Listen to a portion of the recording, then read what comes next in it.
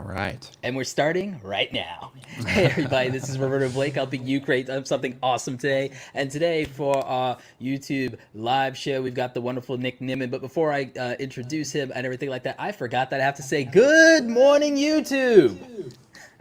Nice. Little bit that I Good do when we morning, do it in the, YouTube. Good yeah. morning. Is that like a spin on like the Good Good Morning morning. Vietnam? Yes, it is. Yes, it is. Nice. Yeah. Nice. Love it. I knew you'd appreciate that. So how's it going Absolutely. today, Nick?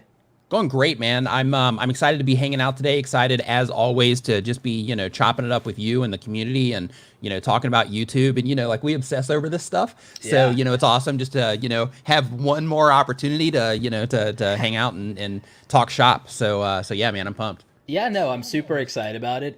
You know that I love when we can chat and I love these streams, but I also love when we can help the community. And speaking of the community, this show is sponsored by our good friends at Tubebuddy who help the community. You can check them out at tubebuddy.com/awesome. Use the discount code Roberto's Buddy for 20% off, or just grab the free version. Links, as always, are in the description down below, along with tons of other awesome resources for all of All good. you.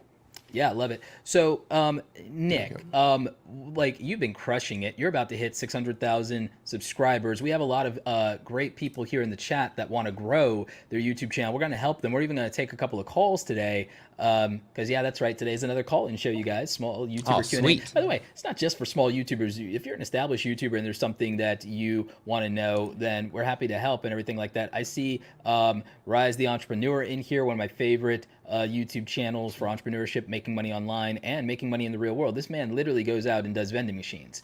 We got Doug Hewson here. Nice. We've got we've got so many great people here in the community. But yeah, Nick, you're about to hit 600,000 subscribers. What do you think has been the secret to your YouTube success? I think that one, just making sure that I'm focused on making content for the people that are, needing the content. So, Yeah. I think that one of the big struggles that content creators have is we just want to put out the stuff that we want to put out. But on YouTube, it's important to always consider that, that we're putting that content out for an audience. One of the things that you mentioned is that, that you say quite a bit is that, if you want to make content for yourself, then just only put out content that you care about. But if you want to make content for an audience to actually grow, then in that situation, you need to think of that audience as well. So, I've been very strict on making sure that pretty much every video that I put out, actually not pretty much, every single video that, if you go to my channel right now, every single video on my channel, it doesn't matter if you started YouTube 10 years ago, or if it doesn't matter if you started today, there's going to be something on my channel that's going to help you. And every single video that I put out, I think, okay, the people that are watching my channel, the people that are watching my content, the people that are coming in to learn how to do all of this stuff, if they were to watch the video that I published yesterday with the video that I'm getting ready to publish tomorrow make sense to them, so that if it gets presented to them on YouTube, are they going to be likely to actually click on that video and watch it, right? And because of that, I've basically just turned my channel into just an educational resource that teaches people, growth tips on YouTube. It teaches people how to do all of the stuff that you do as a content creator. I've got videos in there on setting up backgrounds. I've got videos in there about live streaming, about doing stuff on your phone, all of the, apps and different tools and stuff like that we use as content creators. I've got all of that stuff on there. And I even talk about, emotional things that we deal with as content creators, like, wanting to quit, or brands trying to take advantage of content creators and things like that. So it's like, it doesn't matter where you are in the process, there's something on my channel that is going to be a good fit for you. Like you just passed the one here on the easy DIY YouTube lights, for example. That's one of those, that's an additional thing, right? It's a production thing. It's a problem that a lot of content creators have in terms of trying to figure out what lighting to use. And if they do decide what lighting to use, like where do you get it? How much does it cost? So I even show things like that in terms of, hey, here's like a cheap kit that you can throw together for hardly anything. I think the total price on that kit from Home Pro is like $30 or, $60 or something like that. And, and it's enough to get your videos looking great, because as you know, you don't have to have all the best stuff, but you have to have it at least at an acceptable level, right? Because if it's not an acceptable level, as soon as your video opens up, people are going to bounce, because, we have this expectation. Yeah, exactly. Threshold of acceptable quality, meaning that it's like, not everyone's going to be Casey or Peter McKinnon, but you've got to be decent enough to have a good experience. Yeah, and it's got to be competitive. Like if people in your space, unless you find a way to really stand out, And even in that case, you know, you still have to be competitive. So, you know, like if everybody in your space has a certain level of quality, then unless you take a really unique approach that would allow you to have a lesser quality, then you have to at least come to compete. And I think that that's one of the difficult things that, or one of the big hurdles that people have with tech channels, is because tech channels, man, they just, I mean, they're people that are in love with tech. So because of that, they're constantly upgrading their gear, and their production is just off the charts in the tech community. And I think because of that, it makes it difficult for people to, you know, to really make a strong case as a new content creator in the tech community. And they have to put in the work and at least have a certain level of quality, because the people that are consuming that content, they're getting trained by all of those established tech channels on what quality looks like or what acceptable looks like. That's why I believe so because of that, they got to keep up. That's why I believe, and I know there's a lot of our friends, and I know that they're doing it because their audience wants them to, but a lot of people are going against the, oh, well, you don't have to niche down idea. But the thing is, I genuinely believe you do, but there's few exceptions. I believe that people who are already genuinely charismatic, genuinely interesting, we always talk about these exceptions, but these are people who are by their own rights exceptional at when they start, like, and not exceptional at making YouTube videos. I mean, in real life, they're already the person that you would want to tell a story about and talk about instead of yourself. Like, and that I think is a difference. And we use those outliers sometimes, and we want to hold ourselves up and say, well, then I can do it too. And that's not always true. If we're being fair to ourselves, that's not always true. We don't always have it like that. And I think the majority of the people that we hold up that say didn't do a niche or whatever, Nick, they could be full-time YouTubers when they started one way or another. They're so young that they could get away with doing that because they don't have a lot of life responsibilities, or they moved to a phase of life where they could do that. Like, you know, you have people like my friend Scotty from Strange Parts. He was in a position where he could go and travel to China, and he could afford to do those things. He was able, in his first video, Nick, went viral, but he put 100 hours into that video because he put a lot of that time in just learning how to make a YouTube video for the first time. Most people cannot put 100 hours into their first YouTube video. It is impossible for most people to do that because they work a 9-to-5 job, or they have kids, or they have school, or they got life, you know? But if you have, like, you know, left your company or sold your business, or you're retired, or you come from a background where you have a good lifestyle, or where you're living at home or something like that, you might be able to say, I'm a full-time YouTuber. I'm going to do all the things right. Day one, I'm going to put 100 hours into my first video, and I'm going to put out 2 videos a month, and they're all going to be baller, like Mark Rober. Not everybody, you know, and I'm not making fun of it, I'm saying, but like, not everyone leaves NASA and says, I'm going to be a YouTuber.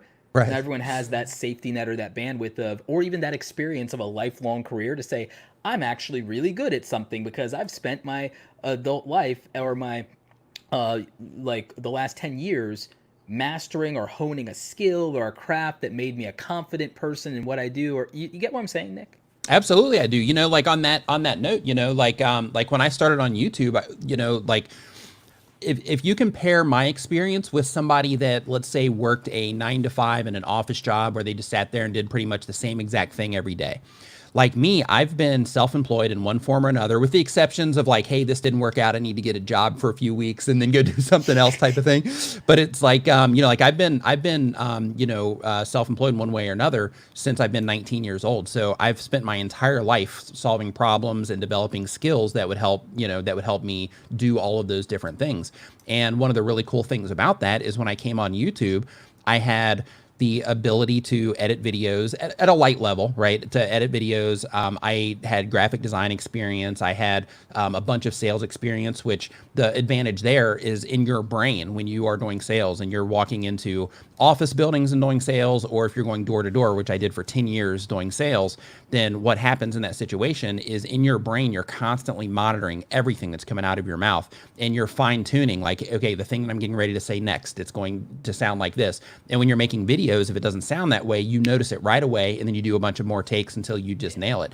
And, you know, having life set, or those life skills that I was able to bring to the table gave me a massive advantage when I was getting started that a lot of people just don't have, because, they haven't had to develop those types of things or solve the types of problems that come with trying to, grow a YouTube channel or all the back end stuff that you have to do. Like there's a lot of people that start YouTube channels and they're intimidated by analytics because they've never had to look at statistics for anything, right? Like they've never had to open up anything and try to figure out, well, if this graph is showing this, then that reflects on my content like this, right? Yeah, They've never had to go through that checkbook. process. Most people don't balance a checkbook, so like they don't track their daily spending. So tracking their YouTube analytics is super intimidating. An advantage I came to the space with was SEO, which leads us into one of our first questions here before we'll take some calls a little later in the show. But like the question is from What's Her Deal, Makeup and Small Talk. How long does SEO usually start to take effect, assuming you're doing all the right things? And the thing here's a fun tidbit for you. So for when it comes to ahead. SEO and how long does it take, depending on the type of content you make, how competitive the terms are, things like that, you can technically rank a live video before you even go live. So that's like a fun thing that I'll do from time to time is I'll like pick a term before I go live, and then I'll be like, okay, let's try to optimize the live stream for this. And then I'll put it up there, 2 hours before I go live. And not immediately, maybe 2 minutes, the video will actually rank for that term incognito mode. And then, because of the lack of activity and, things like that on the stream, then it'll slowly, demote.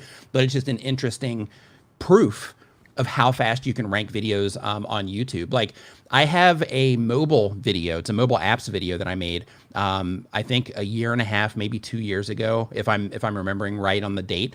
But basically when I published that video, I was able to rank in the #1 spot for that video, literally within 10 minutes. On Google, I was able to rank #1 within 30 minutes. And that video today, to this date, well, as of like 2 weeks ago, that video still is in that #1 spot. So, like if you do all the things right, then it can work for you right away. So when you start thinking of like, as long as you're doing all the things right, one thing that you have to think about is that YouTube search, just like all of the other features on YouTube search is based on how people respond to what it is that you're doing. So if people are clicking on your thumbnails and they're enjoying your content and then they further engage, then what you're doing in that situation is you're proving to YouTube that you're worthy of that search ranking, right? Yep. For a lack of a better way to explain it, like you're proving to them that you're worthy. Yeah, it proves relevancy. It's like, and it's something that, again, when I started YouTube seriously in 2013, I came from a background where I literally all I did was search engine optimization, search Google ad buying through Google AdWords through that system and managing a fairly substantial corporate budget for it. And then I moved into freelancing and doing client work, and I was doing a lot of the same things. I was an ad manager for a lot of people. I was building websites. I was doing the back end. I had to do my own website. So that is an advantage, and I came with the advantages of Photoshop. It's like, so my issue becomes people starting YouTube with no skills and then having expectations. It's like, why would you be good at YouTube in the first year of never having edited video before? If it was your job, if your day job was you've never done this before, and your boss said you have to build a successful YouTube channel and you have to get this many views and this many subs or you're fired, you'd say there's no way in hell that's reasonable. You're being unfair to me and I have no experience and I've never done it and the system is out of my control. You would say that if it was somebody telling you. But then YouTubers do it to themselves and say, I should have this. Why am I not having this? Why am I not growing? So how long does SEO take? To Nick's point, it can take immediately, but it also could benefit you later in the sense that we talked about everyone wants suggested traffic. I did a deep dive. Did you read my deep dive article on that? Did you get a chance to do that? Like I did this long. Yeah, I haven't yet. Yeah, I didn't even know that it was out there. So okay. So I will as soon as I run across it, or now that you've mentioned it, I'll actually go and look for it. The main punchline is I kind of jokingly say, don't even try it, but jokingly in the sense of we have to create what I call a suggested video candidate, meaning that for you and me, most of our content suggest our own content. That's where our suggested traffic comes from. It's not external. But when it is, it's other of our peers in our niche. Like I have a suggested video from the collab we did, but it can find a correlation either between the topic or the creator, the channel. It's based on all of those things. But YouTube wouldn't be able to figure that out if I didn't spell it out for them. It wouldn't be able to do that if I didn't spell it out for them. But the other thing that can do it is if your viewers are watching my content, then your content will be promoted to my viewers and vice versa. So there's pattern recognition, there's behavior. So I get super deep into that. But I also say that it takes as long as it takes, and that like you can make a candidate. It doesn't mean that your candidate gets approved for the job. Right.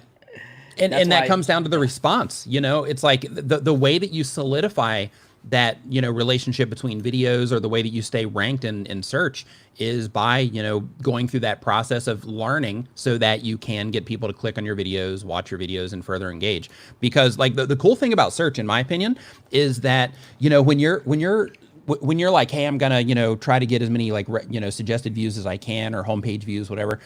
Like the cool thing that I like about search is the people that are coming in from search, they're actively looking for your content. Like they're like, hey, I want to watch videos like this.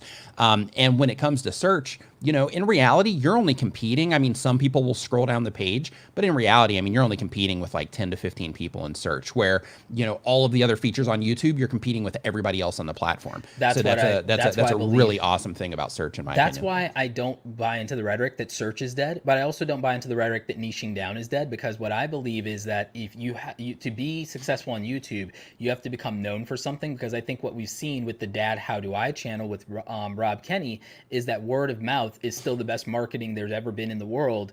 And you have to be, to your point, worthy of the word of mouth. You have to have people talking about you. You have to have people searching for your name. And that's how the big YouTubers did it. But most of them, they did it through something outlandish that then made them viral. And I'm not telling you that you have to go out and make a viral video, but your only hope of making a viral video is not the YouTube algorithm. The YouTube algorithm, in a way, like I have a joke where I am going to make a video about how it picks winners and losers, but that's just kind of a clickbait title, because it doesn't. We pick winners or losers. YouTube just makes you aware of the score. Right. We pick winners or losers. YouTube didn't put something on the trending page because it wants it to go viral. It's doing it because it already is going viral. Like, you don't go viral being on the trending page. Right. The trending page is an indicator that you have viral potential already, or have already done it, or it's already moving, right? The video's already moving, so it's like, hey, this is, you know, let's show this to other people on the trending page, because people are already responding to this video at a super high rate. Once you realize that YouTube isn't deciding things, it's showing you what already is. Once you realize YouTube is, this is what already is happening. This is what already is going on. This is what already exists. YouTube doesn't make things happen. We do. YouTube just tells you it happened. YouTube just tells you it happened. And then you're making a choice. Like, if Roberto, I have to step away literally for 1.5 minutes. I will Absolutely. be right back. Yeah, my apologies. I sent you a private message on here. Oh, I couldn't see it. So I'll be back literally in like one minute. Yeah, and in the meantime, so I'm gonna go to full screen here while Nick does that. Oh, he does it himself. Okay, cool. And so while we're doing that, I'm going to start to look in my DMs for a guest to come in real quick, and we'll throw up a question. But in the meantime, thank you, Renee Ritchie, for the $20 super chat. I really do appreciate that. That is dope of you. Thank you, Clover Tack, for the $5 super chat. And he said you can also get your name out there with good branding and become an integrated part of your community and niche. Stay awesome, Roberto and Nick. Thank you. No, that's an excellent point. And you have to remember, things that go viral are things that are interesting or outlandish or spark our curiosity. And if you think about it, there's a reason that most of my stuff doesn't go viral, and it doesn't get like the most views in the world. My stuff gets views later in its lifespan, which there's nothing wrong with that. A lot of YouTubers, they want their videos to do well right out the gate, but I've built a system, and I've shown you guys that financially this is like super powerful, that evergreen content that I believe or know will get searched in the long run is absurdly powerful. And it's even with Nick, it's actually helped Nick a lot with the compound interest of his channel. But we'll take a peek at, and then we're gonna take some more questions, and then maybe get some people here on the show. But like, I'm gonna have Nick like be brutally honest with me about some stuff here in a second here and everything like that, because we're all about that radical candor life. But the way I position my videos and the way I think about it, guys, is this. And a lot of people actually criticize me sometimes about giving YouTube advice when you don't get X amount of views, but most of that has to do with That's hilarious, by the way. That's so funny. Yeah, I love. Yeah, when people come with that, I'm like, are you serious? Like, are you even paying attention? Yeah, I love when people. But they're not, because they're scrolling through this and then they're looking at Yeah. my sub count and then they're like, oh, screw you, you don't know shit. You're like, But here's the thing that they don't do, and people don't realize that I'm literally doing what I do with the stock market, which is I sit there and I hunker down and I just keep accumulating over a period of time. And when you look at, I've checked, Nick, and like I have a lot of videos with over 100,000 views because they stay relevant for a long time. In fact, there's a video here that's still, oh, this one here. So this video on how to add background music in Adobe Premiere Pro still makes me for about $100 every single month, and I did the work 4 years ago. How'd you like to keep getting $100 check for work you did 4 years ago? I still get 20,000 views a month on this video because it's utility. It's utility, and it's short and it's sweet and it works. In general, my video editing stuff, which I'm about to dip more into and everything, because I did the math, I did an audit of my channel, and I found really what the 5 things that perform best on this channel actually are. I just get bored because I literally have ADHD. I actually get bored. And so that's been the hardest thing of being on YouTube for 7 years, Nick, has been, every year I want to change things up. That's not really great for me, but well, it keeps you fresh, and that's an important part of that's an important part of doing this stuff. Is as long as you're still making content for a particular group of people, changing things for the sake of your own well-being, I think that's healthy. Because like by doing that, it just helps you flex your creativity, and it just keeps you interested, and that's extremely important for the longevity of this stuff, because as you know, this is a long game, right? Yeah, no. And the thing is, it's like the stuff that I'm happiest making doesn't always get views, but the comments are amazing. Like this, why 99% of people fail. People told me that like it changed their entire worldview. It helped them with things they were struggling with. They don't have a victim mentality about their life. They feel like they're in control of some things now and that they can take control. And they told me it makes them so happy. This video on why making money online is harder than it looks. I got so many good comments about thank you for the transparency and thank you for not being like one of these get rich quick guys and for telling the truth. It didn't get a lot of views, but the 6,000 plus people who watched that, they all understand now what to look for in like value when it comes to hey, don't fall for get rich quick schemes, don't fall for scams, but understand that it is entirely possible to make money online, but here's what stops normal people from believing they can do it and from actually having real life problems that keep them from doing it, and that you have to fix those real life problems first. Just like we talk about, you can't just come to YouTube having never done it. You already, if you're someone who's awkward talking to people in real life, it might be easier to talk on camera, or it might not be, but you're probably going to have to get used to it, and like that's going to take time. How dare you expect that you'll be good at something that you've never done? Because if I was your boss and I told you be good at something you've never done, you'd tell me I'm a horrible, mean boss who's not giving you a real chance, and like go home and complain to your buddies like, man, I can't believe this jerk is expecting me to do like to make a YouTube channel, and he wants me to have 10,000 subscribers by the end of the year. This guy's insane. Yeah, I think YouTubers are their worst boss. Like, I think YouTubers are their own boss, and I think they're mostly bad bosses, Nick. I think, like, you're worried about not being a good enough YouTube creator. You need to be worried about being a better boss to yourself if you're going to do this thing. Like, because you guys have unreasonable expectations and everything like that. You're sitting there cracking the whip over yourself, and it's completely absurd and unnecessary, and it's unfair. It's unfair. It is unfair. Like, yeah. So like, don't be a bad boss. Christ. Like, but Nick, tell me something. Like, if you were looking at my YouTube channel, if you were doing like a YouTube channel audit and everything, and I know my biggest issue is fragmentation of covering multiple issues that don't on the surface level overlap, but that's my opinion. But like, what's your opinion? Like, what theoretically would I need to do differently or better if I say wanted more views? Let's just use me as an example. Give me 1 second and let me pull up your channel here just so I can see it. So I Yeah, can see it and a I've little got bit it on the better. screen for the rest of the folks at home. Yeah. And then, believe it or not, we are going to take some of you, not only take some of your questions here, but we'll bring one or two people at a time, probably one person at a time, onto the show. I've given you guys some instructions in the description for that, and I am going to check my DMs while Nick is critiquing me. So that will definitely give us an opportunity to bring some people on. So the very first thing that I would do for the sake of getting more views on your channel, the very first thing that I would do, I'm a big fan of nuance, and I'm a big fan of like small details adding up to a lot over time, right? Kind of like the investment analogy that you gave before. Yeah. So the very first thing that I would do, if you go to your actual channel page itself, and we'll get into content here in a second, but the very first thing that I would do is I would actually get a playlist at the very top that shows your recent content.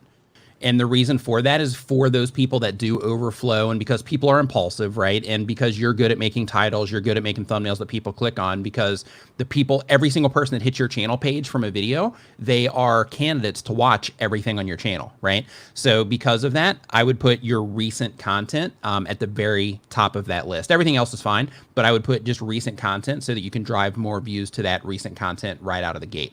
So that's the very first thing that I would do on your channel if I got a hold of it. And then let me go to your actual videos page itself, because there's other stuff too. Like I haven't talked to you about this, but I just know you, so that I know that every single playlist on your channel page is well thought out, and you're driving people to certain things for certain reasons, and I already know that part. So the only thing that I would change on the channel page itself would be getting that recent content up there at the very top. I've been thinking about that, and then one other thing I've been thinking about is I've been thinking of changing which playlists are featured there more to speak to who is the, and I've been working on that. You can see is like, all right, who is the audience for, like who, like start here is a very specific thing. The speaking you know about, but I might I'll see how Yeah, I feel about that. even like with that, but and that's why I mentioned the thing about, I know that you have thought behind it. From the outside though, I see that and I think, okay, if somebody's coming in, this is great for authority building, and that's why I know that you are thinking this through, because that playlist right there probably gets you speaking gigs. Yeah. But like in terms of looking at it from like a viewer perspective, I would actually swap that one out for. Say it again. Which right now probably don't need that one because the speaking gigs don't exist right now. That's true. That's true. But for the sake of views, because that was the initial question, I would get that one off of there, and I would focus it more on just viewer, more viewer friendly content, instead of the presentations themselves. Yeah, no, I agree with you. And then I think to specific groups, like Make Money Online for Beginners, that's a specific group. I think I need more things like that, or like this with the How to Grow a YouTube Channel. That's a specific group thing. So I agree with you, and I think that I need to target human behavior more in my approach to the playlist. I agree with you that I can tune that up. And I think also, I just clicked into your how to get more views on YouTube in 2023 huge things holding you back video. Yeah. And on that particular one, because we're talking about views, right? Yep. So I think easy views for you as well would be to add videos to your video description as well.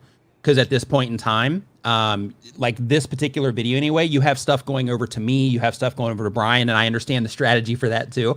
But you have stuff, going to the different channels, but you don't have that much that they can watch in your video description. You have one, why quality videos don't get views. The other one's to become more confident on camera. I should put a playlist in there. Yeah, well, I think it's okay putting videos too, but like in this situation, you have like how to get more views on YouTube. Like that's the source video that they clicked on because they're interested on that. But then once you go down to the description, you have like, why quality videos don't get views, become more confident on camera. I would try to actually ring them through on more view content or more subscribers. Like this one's on how to get views. So if they're watching this, they're interested in getting more views. So I would add something in here about, like in the description of this one, I would at least add a video about getting more subscribers or getting more views as well. Because the other things are important too. Those are common problems. So those are great to keep there. But I would add something that's a little bit more specific to the current video that they're watching to try to encourage them to watch there. But I think that would be an easy view increase. And on this particular video as well, you don't have a pinned comment. I know sometimes you pin like Tubebuddy links and things like that. But in this particular one, because, you know, we're talking views. So in this particular one, I would also make sure that you would have a pinned comment as well, for the sake of just driving more, you know, internal traffic, because you have a lot of activity going on in your channel over the course of the month. And I think that all of these little tweaks would just help kind of amplify what's going on. But with that in mind, I'm just looking at this one video as I'm saying this, and I know that you do that stuff with some of your other content. No, it's helpful and it makes perfect sense, buddy. It makes perfect sense. Same thing here, like on the end screen, because we're talking views. I think your small YouTuber advice, I think that one's a win. And I'm not sure if one of these is, oh yeah, that's the YouTube recommends this video. But you have on the other one, and again, because I know you and I know that you think this stuff through, like this particular one, like in my brain, you could be putting the stop trading time for money here in the end screen of this one, because that might end up being a money video to where you're actually, you know, mentioning something as an affiliate and you're trying to funnel traffic that way. Like I know that you think in that way, but in terms of like views, that's another one to where I would put it the very, I would put it on your end screen. It would be a specific thing about, you know, views or subscribers or, you know, something more relevant to the specific video that they're watching at that point in time. Assume that the value proposition that they came for is what they want more of, and then put them into the funnel for that thing. Yeah, exactly. Or next step it.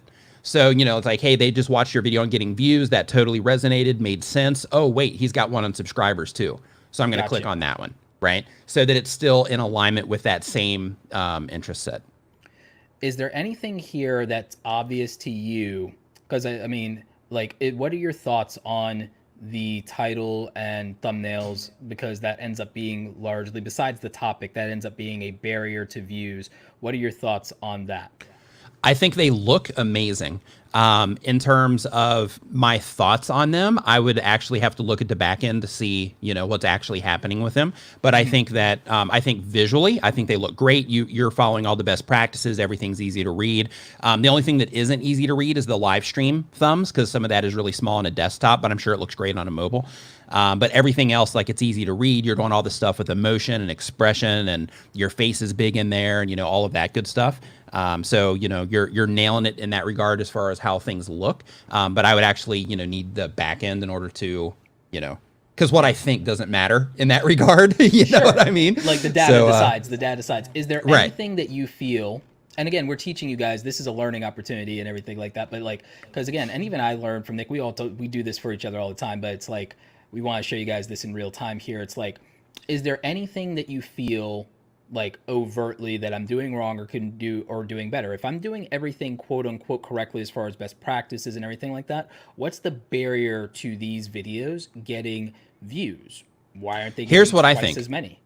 Here's what I think. I think that that the way that you're staggering your content is kind of breaking your click-through rate for the like immediate term.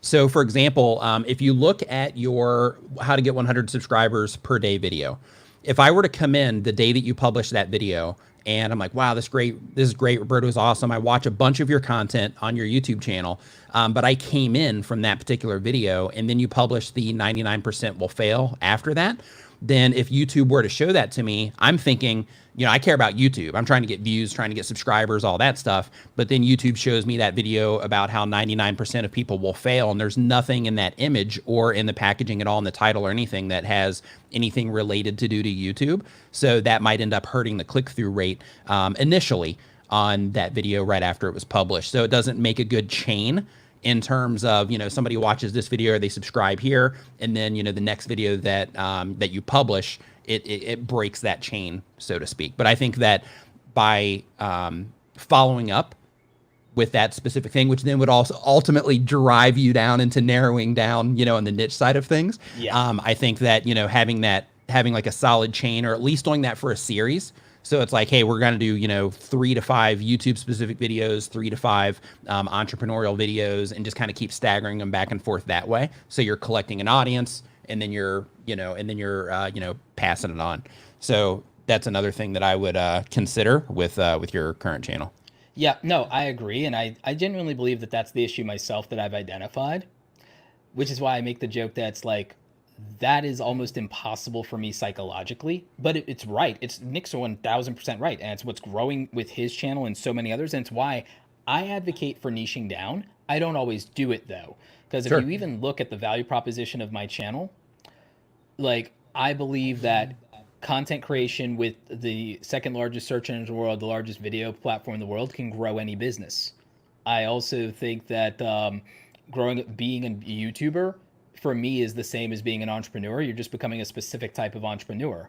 I also know that most of you can't do this right away, and that you need to make money to be able to leave a 9 to 5 job. If you wanted to be a content creator full time, you're gonna have to do something else that makes money. You're gonna have to diversify. I know it. I've lived it. I've done it, and my content reflects that. So the biggest struggle for me, and I think this is true for a lot of YouTubers, with niching down, even though I believe in it and it's good advice and it's clearly worked for you and others, is that it's hard for me because it doesn't necessarily reflect my truth. And my content and my channel with my name on it is a reflection of my own lived experience. And that's been the struggle for me, is to, especially as somebody, again, I don't know if how many people in my audience have ADHD, but it's like, I think the people who do or know someone like that in their life, they know that focus and also repetition is one of the most important things fundamental to success. It's also the singular largest disproportionate struggle for someone that's neurotypical. So like, it's literally, to do what would work would literally be to have to actually fight with myself to do it. And that is, Well, I've I done it think that could before. be altered a little bit though. Like Okay. I think that it could be adjusted, because like in this situation, like it's like you're going after the how to get 100 subscribers per day crowd, which isn't necessarily ready for like heavy entrepreneurship content because they're just trying to get started, right? So I think if you were to spread that out, and instead of targeting like the new people, which unfortunately that's where the numbers are, right?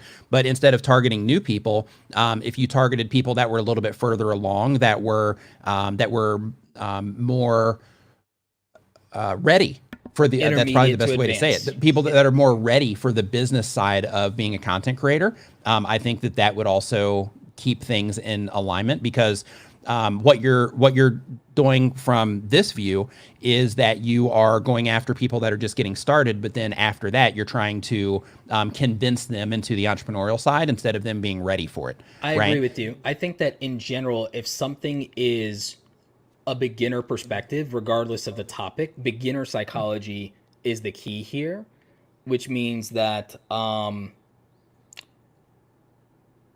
yeah, I agree with you that I jumped into something super heady that doesn't chain well to you're a beginner, but then I'm immediately now confronting you with an almost like, okay, the failure rate's 99%.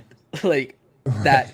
that's a really big psychological disconnect. So I agree with you that something, even if it's not YouTube specific, but something that is beginner specific. Um, for example, if I had done something about maybe even 10 ways to make money online, I don't think a small YouTuber necessarily ignores that and probably assumes that YouTube's part of that But equation. 10 ways to make money with your YouTube channel would be a good fit. Like True. I think that with some of this, I think that it could be modified. It could be the same exact content, but I think that it could be modified just by how you're packaging up. So Yeah. I call them audience identifiers, and it's basically just to where you target somebody specifically in the actual title or thumbnail. So like here, how you have like small YouTuber advice, right? Yeah. That's an audience identifier. That's who you're trying to reach in that situation. But I think if you had that as like that particular one, because it is directly at small YouTubers, that's probably a bad example. But to where like if you were giving YouTube specific information, if you just kind of leveled it up and just started making sure that all of your titles were directed at, you know, creative entrepreneurs or content creators in general, to where literally either in your title or your thumbnail, you're using that language. Like if you look at my channel, that's one of the things that I do a lot too, Yes. is a lot of my titles. If not, I won't say all of them, but a lot of my titles or the whole packaging, either one or the other, will have like YouTuber, new YouTuber, small YouTuber, all YouTubers, You know what I mean? And I do that because I want to make sure that I'm grabbing the attention of the people that I'm trying to reach with the title, so they know right away that it's for them when they see it, right? And I think that in your situation, because you are creating that gap between new people and experienced people, I mean, you can have two pillars. I mean, it's clearly working for you, right? Yeah, So I mean, it's I'll go- fine. It's clearly working. But I think that yeah. Well, it's kind like of three. closing that gap a little bit Yeah. would help accelerate things. Well, like for me, it's three pillars. It's create, earn, and grow, which means the process of creating anything, like and being like a creative person, is so this process. Those are process-driven videos. Those are things like tutorials, for example, right? So that's how do you create something, right? How do you earn money as a creative person is really important, and then how do you grow an audience? Those are like my three pillars. The problem is that the problem is I don't want to be a YouTube tips channel, Sure. but I would have 1 million subscribers if I was a YouTube tips channel. Right. Like I could theoretically have 1 million subscribers if I only talk about making money online, which is the lesson I keep explaining to you guys with niching down is being able to quickly identify your audience, making it easy for your audience to identify themselves in your content, click on it, subscribe, and know what to expect is exactly what Nick has done correctly in his channel. And it's what people are doing that grow. And there is a way, it's not always going to be easy or it's not like always effective. There's a way you can, I mean, my channel's still growing. I've never had negative, I've never gone into the negative in 7 years. I've never gone into the negative in 7 years, which is very hard to do. But that's not the same thing as getting the same number of subscribers per day or per month that you might have in a peak. There's seasons to growth in YouTube, which a lot of people don't reckon for. It's a lesson we've tried to teach people, but it's not that your channel is ever dying. It's that in general in life, even in life, there are seasons where you're growing and crushing it. There's seasons where you have to reevaluate and rebuild, and there's seasons where you just freaking survive, which might feel like 2020 for everybody. Right. Amen. Woo. So yeah, that's my thought, but that's just where and I'm getting ready to bring hopefully somebody, and I sent a couple of DMs out, so we're hoping to get some guests in. But thanks for that, Nick, because I think it's a teachable moment to show that we constantly are looking at how to evolve and change and grow, and there are barriers for us. We are practitioners. We're in the trenches with you guys. We're in the trenches with you guys. And the thing is, I wanted to show you guys with my channel that literally you can follow all the best practices. That's not I will blow up. But it does mean that as long as my videos rank, there's always a traffic source. In the same way that as long as you always have a product for people to buy, there's always an income source. The opportunity exists. That's why we have all these links in our descriptions. It means that there's a chance that a sale trickles in. And it may not be $100 a day, but it's 20 we didn't have that we didn't necessarily have to go out and fight for. And that's important. And it adds up. It really does. And yeah, I love seeing channels like Dad How Do I do 20 videos and get 2 million subs. But I know that it's not for 99.9% of us, myself included. Me and Nick like fought tooth and nail to get where we are. We didn't blow up. We didn't blow up. Nick's blowing up now, but like after what, 500 videos? Right. Yeah, I'm at like 400 and some change. I'm like in the low 400s right now. And the only reason that things are going like crazy right now is just because everybody's inside. Like that's when that happened. So basically I've hit that, like I had the big spike, right? Because, you know, I was fortunate enough to make content that happened to be popular during that time. So basically I had that spike, and then now it's slowly tapering off, and then it'll end up settling again, probably somewhere between like 13 and 20K on the monthly scale. Yeah, right on. And so I'm looking, by the way, I'm inviting some people right now to see if they want to come on the stream. We have a couple of channels here. And by the way, you guys, it's about, you got to DM me. The instructions are there in the description. You got to DM me over in the Twitterverse. You know, we're all about Twitter here. Twitters. Yeah. Wanna come on and ask a question for your channel? Yeah, I'm still sending out DMs. Believe it or not, I mean, I think it's really more that it's a Sunday morning thing. So sorry, you guys, but yeah, I sent out some DMs. I'm hoping that I can get What Chef channel on here, because I know he had reached out the last time I did a live stream. Nick, like what do you think is the most important thing people are ignoring right now with regard to growing their channel that would make a substantial difference for them? The necessity of skill development. So with all of this stuff, like I love the analogy that you give in terms of the professional sports thing. Yeah. Like you don't just like see football and then pick it up and be like, sweet, I'm going straight to the NFL with this. But on YouTube, people have that expectation to where it's like, hey, I went on camera. I uploaded the video to YouTube. Like I went on camera, I made this video, I uploaded it to YouTube. Like where's all the views? Like I should have, at least 10,000 subscribers by now. I mean, I've made 2 videos, right? And people have that kind of approach, but really just like anything else that you do, if you're playing an instrument, if you are, learning how to do a sport, if you're learning how to, present on stage, if you're learning how to do anything, there's a series of things that you have to learn in order to get really good at it. And YouTube's a similar thing. Now, you can make the type of content where you put it together and people respond to that content because you, in your brain, the way that you think, you just end up putting that content together and it's done right out of the gate. And because of that, you end up getting, some traction on YouTube. Or you could be that type of person to where you just see something and yeah, okay, this is a good title. People are going to click on this. This is a good thumbnail. People are going to click on this. This video, yeah, this is a good video. People are going to love this. And of course, the data will reflect if you're correct or not. But there are some people that'll put something together and, the data reflects that, yeah, you nailed it, right? You just nailed it. Just keep doing that, right? But I think for most content creators on YouTube, self-included, that you have to just keep developing skills and keep trying to get better and better and better. Sometimes you can try to get better so much that you end up breaking things to where you're like, hey, I got to make my image look better. And then the next thing you do, you upgrade your camera. You don't know how to use it. And then everything like looks like crap for a handful of videos while you're trying to figure out how to use the camera, but that's part of the process though. But I think that, learning how to be engaging on camera is super important. And I don't mean being over the top or being obnoxious.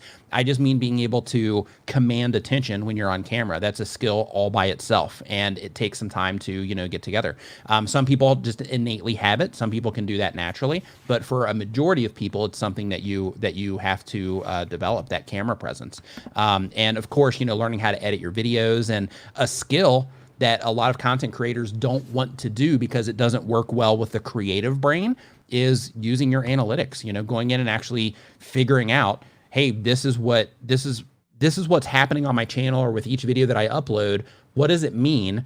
And how can I use this information to make better content for the people that are watching my videos? That's a skill just by itself that takes time to develop as well. So I think that skill development is one of the things that all content creators need to make sure that they're constantly working on, because even when you get to a point to where things are moving on your channel and things are going great, there's still something that you can do. If it's the business side of things, if it's the content making side of things, if it's, hey, how am I interacting with sponsors? Maybe I need to start tracking the conversions for all the emails that I send out to sponsors compared to the returns that I get. And if my conversions are low on just the amount of people replying back to me, maybe I need to start working on my copywriting for when I'm sending out those emails so I can get a better response on those. But things like that, you really have to look at all of the things involved with being a content creator and just start developing wherever it is that you see the faults, so to speak.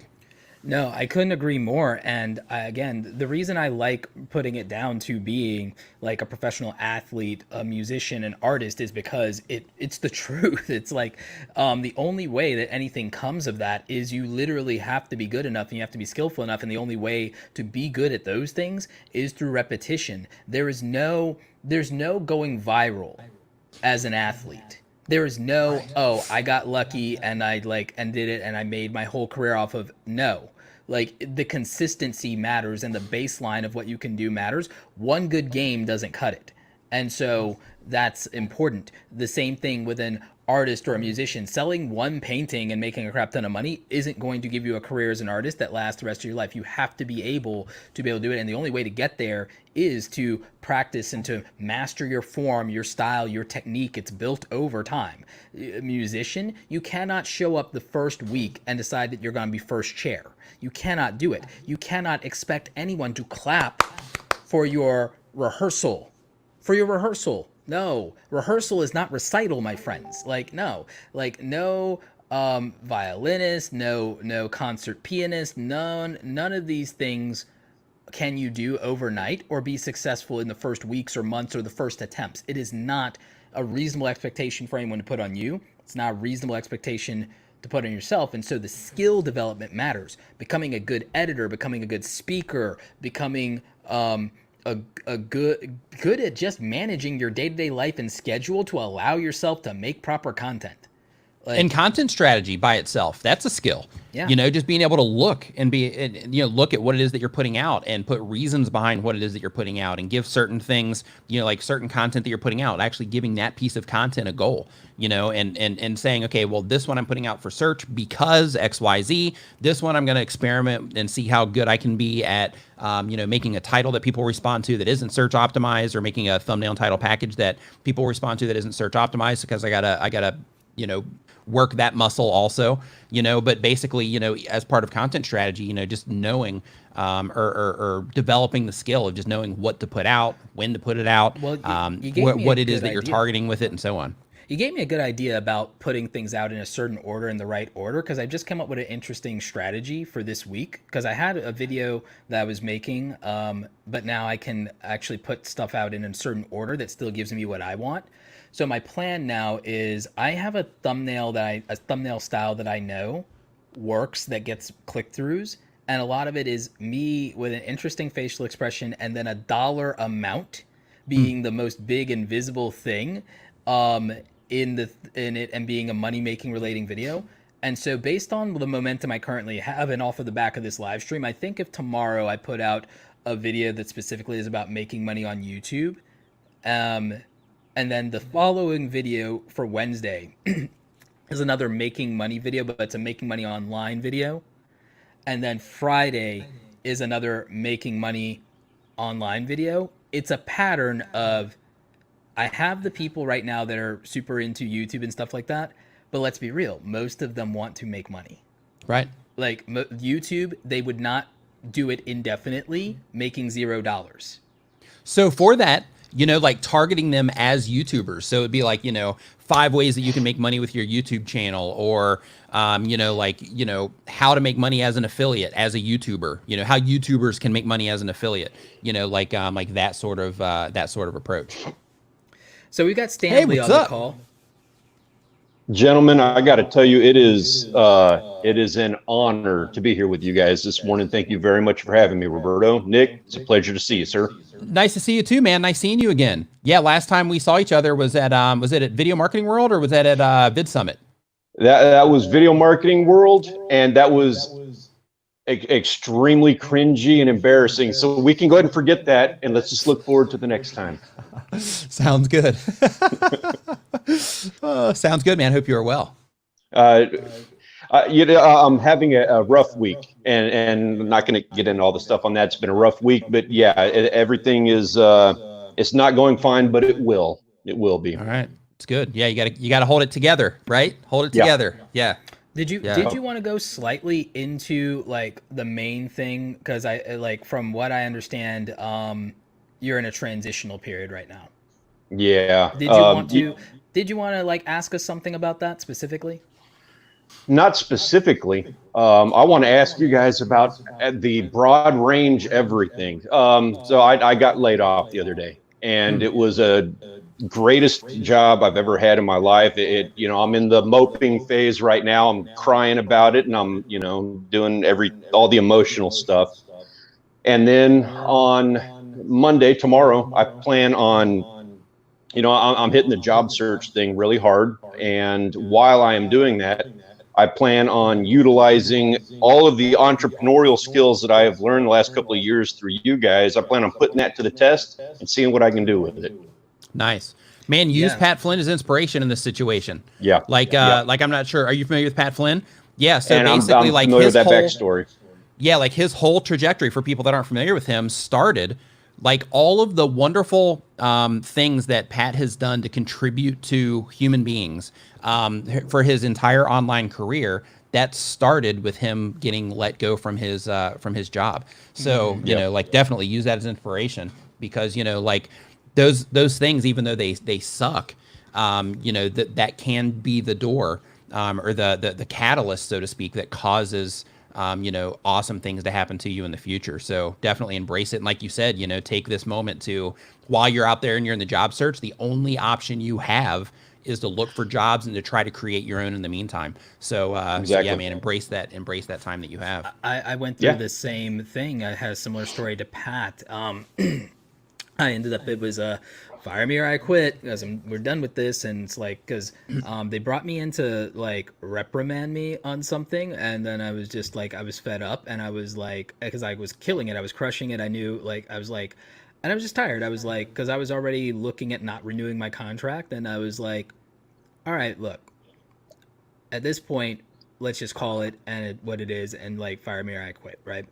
But the only reason I felt, besides the frustration, able to do that was because I trusted and had faith in my skills. I had faith in myself that my skills are what would create something for me. And what people don't often remember or realize is that I did not say, oh, I'm going to go be a full-time YouTuber. I'm going to be internet famous. I'm going to go and crush it. And I'm going to get 100,000 subscribers. And no. I went and I did client services work. I went and I took my same skills and went directly to the market and went freelancing. I was like, okay, I did this job for you guys. I made you guys millions of effing dollars and everything like that. Surely I can make a living. So I put myself directly to the market. I put myself in the hands of the market, and it mattered because I realized that it's like, working at that job, I'm delivering value for the job at an agreed upon price, but they are delivering value to the market. I decided to take the middleman out of the equation, and the market, there's nothing. There's nothing between me and the market. The internet is so amazing. I couldn't have done that. It is. 30 years ago, 20 years ago, no one could have done that. I could go directly to the market and say, here's what I can do for you. Here's the really value quick. that My throat is like super scratchy. I got to go get another refill. I'll be right back. Yeah, absolutely. Okay. So like, yeah. So Stanley, I'm feeling you right now, man. Like, look, in my Discord, I have a freelance job board. I try to do everything for people with skills to put them out there to say, hey, if you need help with something, here's a freelancer. So like, you know, hit me up anytime in DMs, man. Anything I can do for you. I might be doing really appreciate that. Thank you. Yeah, I might be doing something like in a very small private like thing where I know there's some people there going through this right now, to where I might invite some people onto like Zoom calls, or maybe I'll do something. I can't do it like every day like Gary, but like I might be starting to do something where I do something maybe even once a week where I do a live show or something like this, where I come and I like try to help people with job and career and freelance advice or startup advice, and not YouTube stuff. Like on the Sundays on these streams, we're trying to help people grow their channels. But the thing is, and this is why I don't want to be a YouTube tip channel. I know that that's what people seem to want from me sometimes, but I'm like, I want to put money in people's hands. I want to put money in people's hands, and I want them to be able to do that for themselves. I want to empower them to, and even if it's not become an entrepreneur, because like that's not for everybody, but like if you develop the right skills and you understand the right attitude and you market yourself, you can get a job. You can, if you want a job, if someone wants and needs a job, the thing I can teach people is how to market themselves and how to package themselves better. And so like, what can I do to help you, Stan? Like honestly, what can I do that would help you through this difficult time? I'm reeling right now. Yeah. It was a shock. Our company laid a lot of people off, and I didn't get the first cut. And I was told when I got hired that my position was out of a different location. My position was a statewide position. They said that, you know, in an economic downturn, I would not be one of those first guys to get laid off, and I wasn't, but I was the new guy on the ladder. And I was in the oil field, and we got hit really hard with this OPEC stuff going on, to the point where they let off corporate positions, which I was very low in corporate position. And so what sucked about it is I wasn't part of that initial layoff crowd. So I was one of the guys that got like the next round, and you know, you survive that first round of cuts and you think, oh, I made it. I'm going to be okay. And then the next round is more of a let's just throw some darts at wherever we can save some money. And I got mine like you know, I had no advance notice. So, but you know, all that aside, that's in the past now. I'm moving forward. We're going to figure something out, and I'm going to make something positive out of it. I do have some questions for you guys, though. Shoot. Go ahead, Ben. Anything you need. All right. All right. And I know this is slightly YouTube oriented. I apologize. It is the entrepreneurial stuff and the money. You're a creator in this community. Look, creators in this community, most of them are not full-time creators. Most creators in this community, guys, tell me in the chat, by the way, if I'm right about this.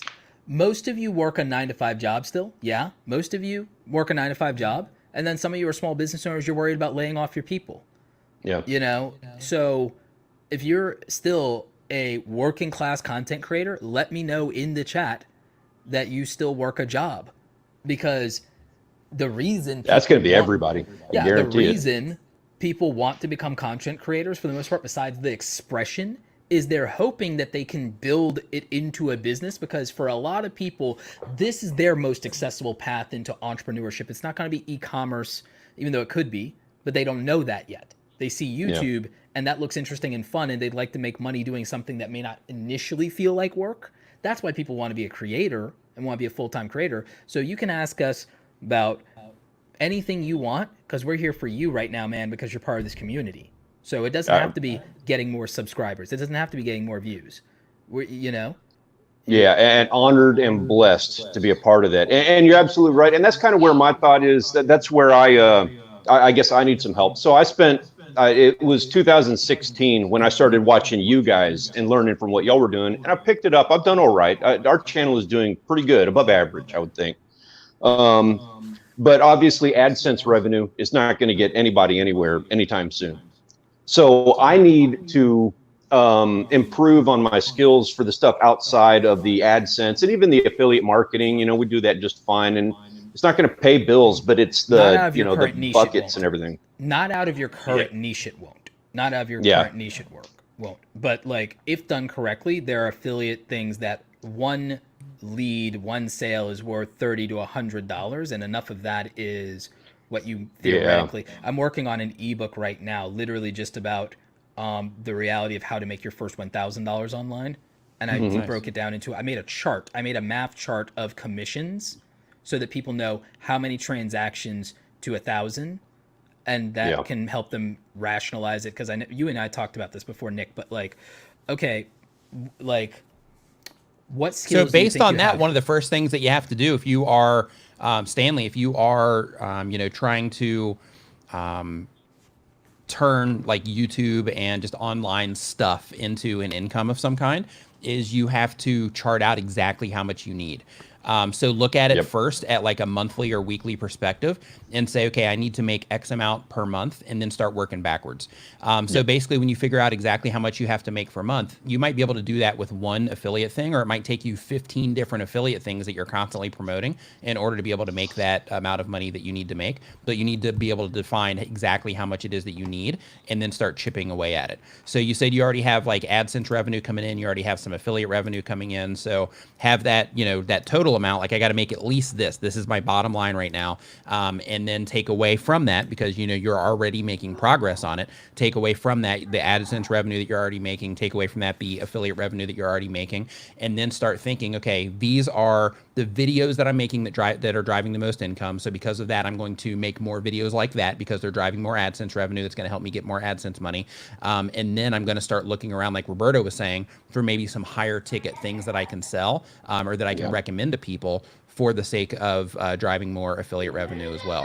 And another thing too, man, is I know like you're doing like fishing content now, but you might want to look at it like, hey, I'm doing fishing content now, but what other things can I make content about to where I could drive affiliate sales? Because like one thing that's important is, if you're trying to make money online, making money online doesn't mean that you have to make money online doing the thing that you're doing right now. Right. Like if you're trying to make money online, then what you should do is you should look around for the different ways to make money online, and then start taking that approach. Like, what skills do I have at this point in time that I can apply to the different ways that you can make money online, and which one do I think that I would have a better chance at it, that I would actually be able to drive traffic to over time. Right. Well, I apologize. I don't mean to interrupt, but that brings up a heck of a question that I would like to redirect you a little bit on this, because I do have a big question on this. Go for it. We do fishing content. And one of the reasons that we initially did fishing content is because obviously my retiree dream is just to fish and make a little passive income as somebody who enjoys fishing. We have a beautiful locale here. I enjoy it. I want to be out in it. So early on in my life, I'm a painter. I do seascapes, and you can see like right here, this is like one of the works that I do now. Oh, that's yours. Yeah. Yes, sir. Yeah. Nice. Nice. I appreciate that. Thank you. And it's not something that I talk about on the channel. It's not something that, you know, this is kind of for me, and this is something I do. And I put stuff in galleries, and we have sales and stuff. So I do have the ability to make some passive income on this. There's some potential there. Really quick. Now I'm just like, one thing. I know that you're walking down a path here, but one thing that I want to mention is just because you are making money online doesn't necessarily mean that it's passive either. Right. So you've mentioned passive income like a couple of times. And just because you're making money online doesn't mean that it's passive income. Like it takes a while to make like legitimate passive income to where you're not doing anything and like you can take off for a month or two and you still have, you know, you're still banking. Like that takes time. The like minimum, minimum barrier to entry for it, the minimum, and this is an extreme of like you put in like days upon like all day, all nighters. Like this is all nighters. Yeah. 90 days to 6 months to build a passive income system is the fastest it can be done. And that's knowing what you're doing. And that's knowing what you're doing. Yeah. Focusing on not doing a million things at once and going to the extreme of putting no less than 4 hours a day into it. Like 4 concentrated hours of effort, of good effort, not no sleep effort, by the way, like rested, thoughtful, I'm in it. Like that's the only, because it's not about days, guys. It's about executions, and it's about raw hours. It doesn't matter how much time passes. This is literally down to, it's kind of like YouTube with the whole watch hours thing to qualify for monetization. It's like there's a certain threshold of hours required of focused, concentrated effort to achieve any goal, just like it would be hours on the field of a sport or in the gym or whatever. That's all it is.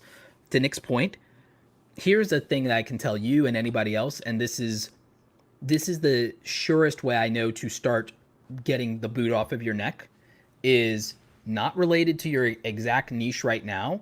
The thing that I know that anybody can do is find the affiliate marketing programs that don't have any barrier to entry, and that you can do free trials of the product, and then write a true and honest review and say that it's the free trial that you did, and go through what you like and what you don't like and write reviews. And writing reviews and probably doing them on medium.com, since you don't have your own, like if you like your own blog and website is related to a niche and you're known for that. If you go ahead and you create a sub brand or a new pseudonym or whatever and you use Medium is a social blogging platform that's accessible to anybody. The good news, Medium also pays for good articles, kind of like YouTube AdSense, but you'd be putting affiliate links in of reviews for specific things that don't have a barrier to entry, that pay well, that pay recurring passive income, like a software, like Tubebuddy, but Tubebuddy is low margin. You'd go more something like things like Kajabi, Teachable, email marketing software, trying something for the full 30 days and writing reviews about your experiences and writing top 10 list and all of those things creates a funnel that if you were doing that on a regular basis over the course of 3 to 6 months, I know generates not only passive income in terms of high commissions, but recurring commissions. And it's the only actual fast way I know. Services is fast too. I was going to go, Services is fast too. Services is my bridge. Faster, but if you're talking passive, and I know the reason services is what I was. That's the direction I was kind of looking at. Services was my bridge. But Stanley. I agree. That was my bridge. So basically, in order to facilitate me being able to walk away from one thing and just focus on everything just being around the content creator space, was I started offering like branding packages off of Tuber Tools, where basically like I was taking orders and I was, sitting there and I was designing stuff, and, like I was basically doing the same exact thing that I was doing in the other business, but I was doing it for content creators specifically so that I could, build up my thing in this space. So, so for me, even though, each package was between like $200 and $500, getting like a nice handful of those a month, it starts adding up really, really fast. And because of that, you're able to start, leveling out to where you're not taking a loss every month. You start being able to level that out really fast when you start offering services. So like in your situation, when it comes to services, what do you have? Like, what could you offer to the people that would already be somewhere in your sphere? So for example, like if you have people following you on Twitter, if you put out a post saying, hey, I'm offering this, what would you be able to offer to those people that follow you on Twitter, your YouTube channel, or anything like that, to where you'd be able to offer a service? Yeah, well, first and foremost, one of the directions I would like to do is to pursue paintings, murals, and things like that, art, graphic arts. I don't know, since we do fishing vlog, I don't know exactly how to implement that into YouTube, social media, and things like that. I don't know how to introduce it to the audience as part of what we do. But that's kind of what I'm looking at now, is trying to figure that out. How am I going to take this thing that I do where I can make, I can make decent money off of a painting. I need to get it in front of people. And then as a service, I can also do custom work with that. I can do t-shirt design stuff. I don't know if there's a lot of value in that, but you know what I mean? There's opportunities there for the skill that I have. I'm just kind of reeling out where I'm trying to figure out, okay, how am I going to take this thing now and present it out there as something that I can do? The biggest fishing channel on YouTube is how big? Over 2 million. Okay, that audience is a proven market of people that are into it and into the fishing niche. If you have skills as an artist, and you're a better artist and you're a better painter than me, if you can translate that into digital, but then you make t-shirts. If you look at the most popular t-shirts online that there are, the best-selling t-shirts, and then if you remade everything that's a dope t-shirt that like sold like 100,000 shirts before, but made a version of it that has a giant freaking bass on it or something. Like, if you found the coolest retro design in the world, or you found the coolest 80s design in the world, and then I'll make the fishing version. Yeah, you could do like a all about that base, but do it bass version. Yeah. Like if you print on demand has almost no overhead. It has almost no overhead. You can start with something like Printful or Teespring or whatever, but eventually the route that I would go, and anyone who has like $30 a month to spend, I would tell them to get a Shopify, a real Shopify store, get a domain name for like $5 or $10, get a Shopify store, use Printful, connect it to Shopify, and then build an e-commerce business that is niche only, and you make $10 on the margin of every shirt and every poster. Because I would sell shirts, posters, mugs, probably hats, and I would make a $6 to $10 margin per sale. If I have a $6 to $10 margin per sale, I need to sell 15 to 10 to make $100 a day. If I make $100 every single day, I make $3,000 a month. I think you can live on that in Texas. And that's just the print on demand side. But the thing is, and that's just getting started too. And that's just getting started. Once you have 5 designs, once you have 5 good designs for multiple products, you have a print on demand business, and then you just have to drive traffic to it. And you can do that through the community. And you already have a subscriber base, but you can tap into those other people's communities. I would pop $50 and send some shirts to like the 5 biggest or the 3 biggest fishing channels, and I would and the biggest fishing Instagram person, and I would send that to them and hope that they wear it and that they shout me out. What about sending them a painting? Paintings are good, but paintings don't scale. But I would do that too if you want a shout out. But the thing is, if I wanted traffic for my e-commerce business so that I can do $100 to $300 in sales a day, I'm sending a shirt because everyone can afford to buy it versus everyone can't afford to buy a painting. I would still do paintings and try to sell paintings to the people in my audience who have the money for. If someone in your audience has the money for a Grady White, see, I know a little bit about boats. Like once upon a time, I had a client that had a company. I don't know if they're still in business. Sundance Boats. I know a little bit about boats, but if someone can afford a Grady White or a schooner or anything, then they can afford to pop some money for some really nice art for their doctor's office because they probably have a high tier profession to afford that. Exactly right. Exactly right. I agree. But the thing is, small products and services, and by small products, I mean things you can't reproduce. You have to sell high ticket because that's not scalable, but that's not necessarily the majority of people. But to make cash flow, day to day. You need a product that anybody can buy that feeds into the consumerism around your audience and into the niche. And I just think copying the dopest t-shirts ever made, but making a version that has fish on it, or is instead of, all the a fishing reference, all those Zen meditation shirts that are popular right now, Nick, if it's now instead somebody on a boat instead of somebody in the lotus position, it's the same idea, but then this is my Zen. This is like, isn't there a term for that where you take something and is like double niching down or something? You take something that's successful and you simply reintegrate it into your niche. I thought there was a term for that. I mean, I call it reverse engineering. But some people call it remixing. Remix. Yeah. So I also just hopped on Google really quick, and I just did a quick, phishing affiliate programs. Yeah. And Authority Hacker has a good article here on the 10 best phishing affiliate programs for 2020 to reel in some extra cash. I like what they did there. They're real. Yeah. But like some of the things that they have on here, they're paying 20% commission on some of this stuff. Some of it's low stuff like clothes and things like that. But they also have like per lead things, which can be lucrative as well, to where basically you're getting like $20 a lead anytime somebody signs up. For interest. $20 a lead is good money. Yeah, it is. Yeah. Like, what is this one? 10% for sale. A lot of you may not realize that literally I make a lot of my affiliate money in Twitter all day by answering questions and then posting out the link or even DMing people. Yeah. And when I do that, it's $20, $30, $50, $100 every single time I'm doing that. I mean, the lowest is 5 or 10, but it's literally taking just minutes or seconds, and it adds up. And I'm having fun and I'm just talking to people, but I literally make hundreds of dollars a day just being useful.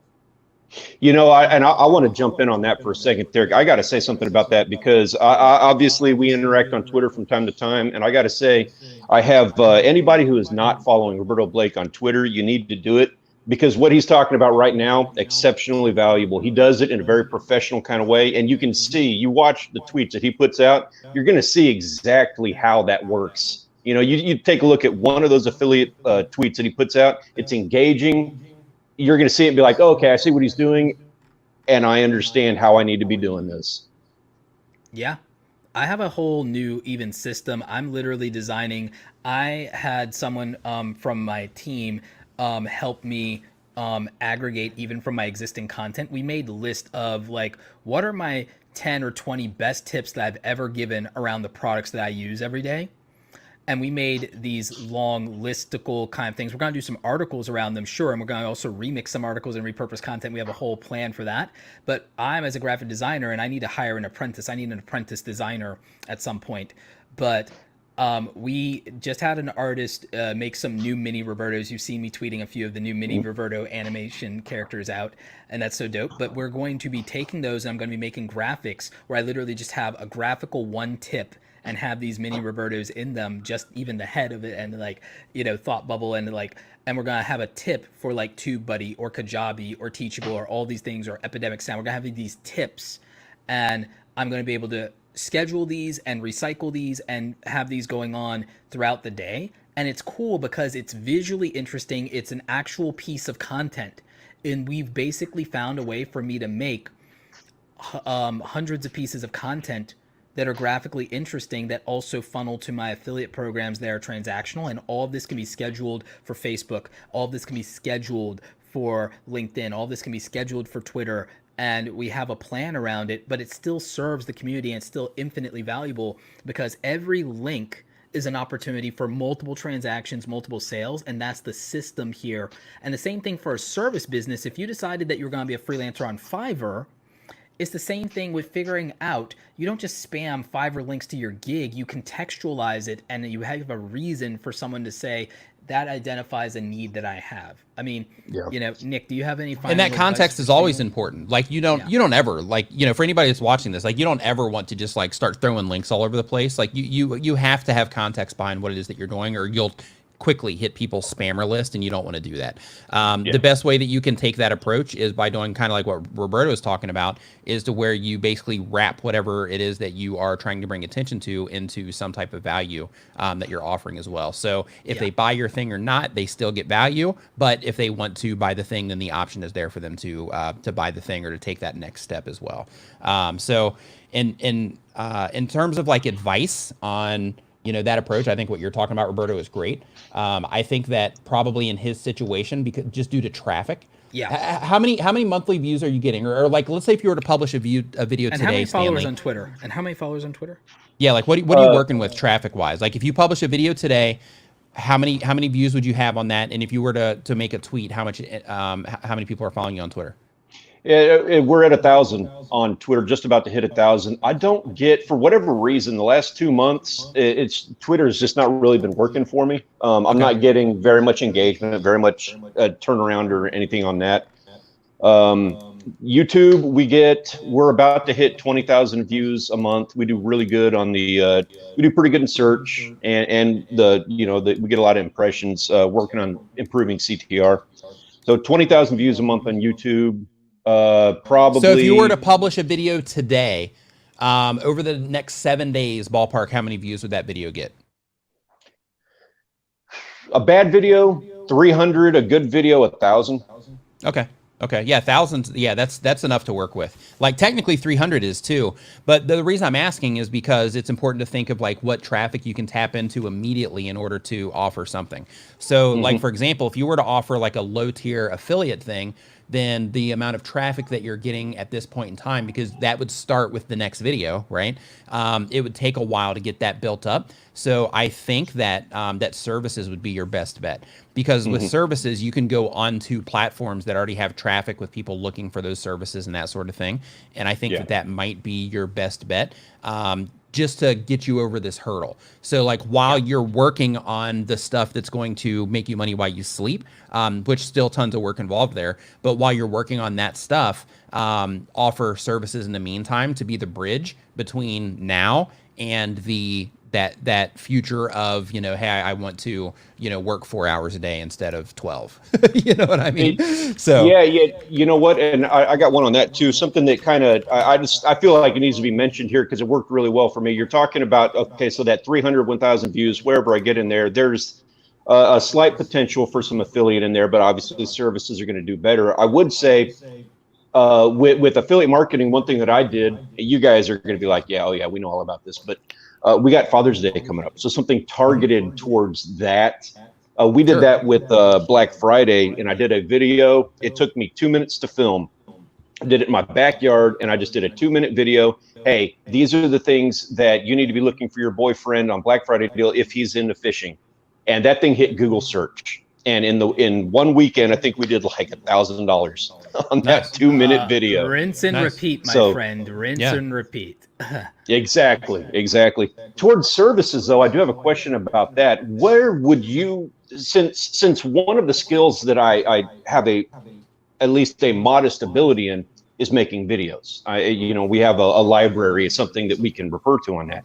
So as a service, what are your thoughts on offering video services for maybe fishing charters or something along those lines? Is there some value in that, or am I pursuing things that are outside of my range? Personally, I think that there's definitely value in that, because you do have that library to where you can show that you can produce content, and a lot of people have difficulty with that content. So with that, you would have to get your sales hat on, so to speak, and you could definitely drum up business that way. But I know with the current situation, I don't know how much people are investing in that type of service right now. They're investing in live video and in actually recorded video, because they need the pipeline to their customers, especially if they do have an online store now, and they're realizing that. And everybody is also needing to have setups for live meetings now, because everyone doesn't want, like, they're realizing they're crappy at Zoom meetings, and they see professional Zoom meetings and they're like, no one wants to do it halfway. Yeah. So the local businesses and organizations need video-centric people, but specifically streamers, and that's been an audio-visual people as a whole,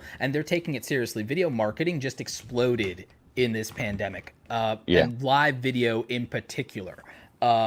Okay, so like I think our friend's live streaming pros business just became infinitely more valuable. I wish I had Yeah. that How thing. do you tap into that? Like in a local business? I thought about that too. 'Cause my wife's a teacher, so obviously her life is now on Zoom. How do you get into helping people set up their live stream stuff while it's still a thing?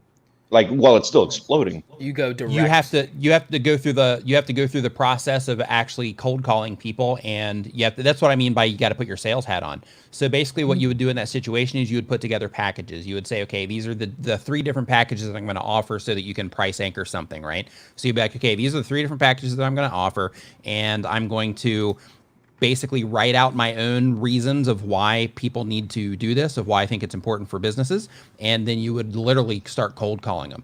So like one of the things that I did in my past was I did in-room guest directories for hotels. And basically what that was one of my entrepreneurial ventures that I did, is basically I would make the in-room guest directory, which is basically when you check into a hotel, it has like their menu in there, and it's got like all the different things to do around town, and like all their spa information and all that. But basically I would make those for free in exchange for the ability to actually sell the ads in it, right? To local pizza places and all of that stuff. But basically for that, I had to go through the process of literally, we were using phone books at the time, right? But basically I had to go through the process of literally opening up phone books for specific areas around the hotel, and literally just going through and just picking up the phone, calling. Nope, that one didn't work. This one, they seem kind of interested. Let me write this down so I can follow up with them.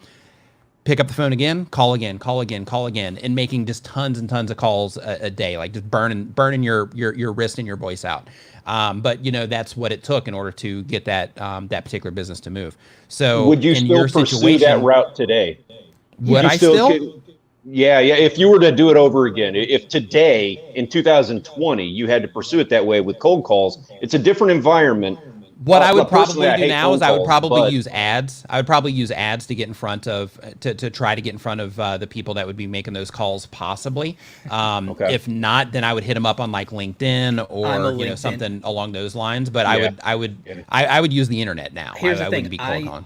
Here's the thing. I do cold calls through the internet now in a way, and I do it through LinkedIn, and I do it through Instagram DMs, and I leave voicemails because the thing is, cold calling feels like an interruption in the real world today, but literally someone in social media actually being social instead of hitting you with what feels like spam or automation is endearing now. And so that's how voice DMs, video DM messages are now feel like real personalization and effort, but it's still a cold call.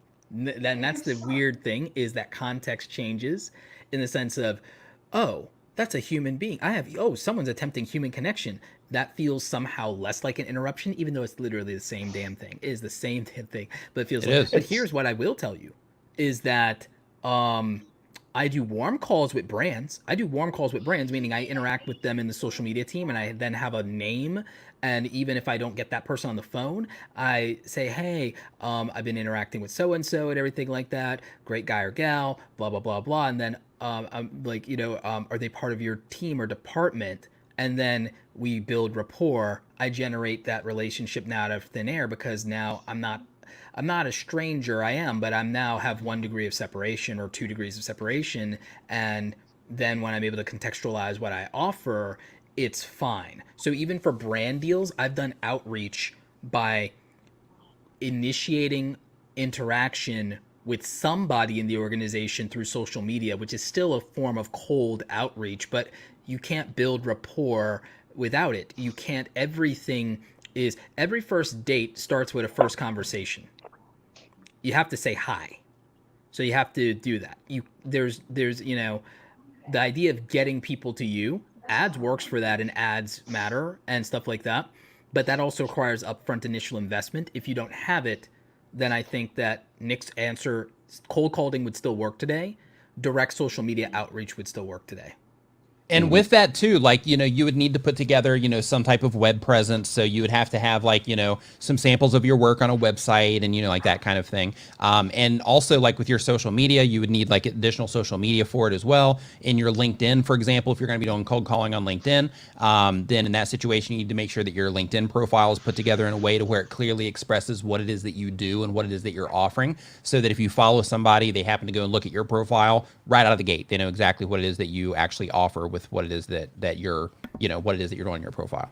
But the same exact thing for Twitter and, you know, any place that you're going to be interacting with people, make sure that you make it clear when they look at the profile to where they don't have to look around to figure out what you do. It's right there in their face, right? And with that also, make sure that whatever it is that you are going to do in that regard, if you do offer, you know, either live stream setup, which could just be one of the things that you offer, live stream setups or, you know, pre-made videos for people, then either way it goes, I would set up a website of some kind. And with that website, make sure you get your, you know, Stanley at that website, so that when you are doing outreach through email and you're having communications, that everything is done in a professional way, that you have, you know, your actual branded email address and all that stuff that you're using, so that you're actually representing yourself in that way as well. Does that make sense? Yeah. Yes, it does. Yeah. All right. Thanks so much for coming on to the show, Stan, and I hope we helped you. You guys, over the years, I can't tell you. I could spend another hour sitting here and telling how much you guys have just helped us out immensely. I won't do that, but I cannot thank you enough. Thanks for coming on, man. Hey, guys like straight up, man. Good luck with you know what it is that you're working on. It sucks that you got laid off. Hang in there, man. Like, you know, like with life, it's always like this, right? So, so just hang in there and you'll be fine. You know, just as humans, you know, we always work through this kind of thing, so you'll be fine. And good luck on your, you know, on your new adventure, right? Because that's what it is. Like you're walking down a new path. So good luck on that path. That's exactly right, gentlemen. Very much appreciate you. I hope you'll have a wonderful weekend. We'll catch you on the next one. Thanks, you too, man. Take care. Yeah, we're going to move through the rest of these a little bit more quickly, but I absolutely just wanted to help Stan out. That's a difficult situation that I know a lot of you are going through. And so I just wanted to make sure that we absolutely take care of him. Aston, welcome to the show. Hey, what's up, man? Hey, I subscribed to your channel today. Oh, thank you so much, Nick. I really appreciate it. Yeah, you posted something on Twitter. Yeah, you posted something on Twitter, and I went and I looked at your channel. I was like, oh yeah, I'm subscribing over here. Yeah, I subscribed to your channel today. Thank you so much. I really appreciate it. Guys, I'm honored to be here with you both. You've helped me out throughout the years. Roberto, I've been watching you since, I think, 2014. And Nick, I've been watching you for a few years now. I just want to say thank you for all the help that you provide to the community. You guys are legends. Yeah, absolutely. My pleasure, man. Glad that you're finding value in the content. You know, that's the whole thing, man. So, you know, I'm just glad that you're finding value from the content. Didn't you used to do martial arts on your channel? Yeah, I actually have 3 channels. I've got a channel called Aston Regis The Flip Side, where I just talk about martial arts movies, and I'd show my journey of training and things like that. I've got another channel called Aston Regis BJJ, where I document my Brazilian Jiu-Jitsu journey from white belt to black belt. So I'm currently a blue belt, and I'm just documenting the whole journey. And note to self: do not make him angry. Yeah, not at all.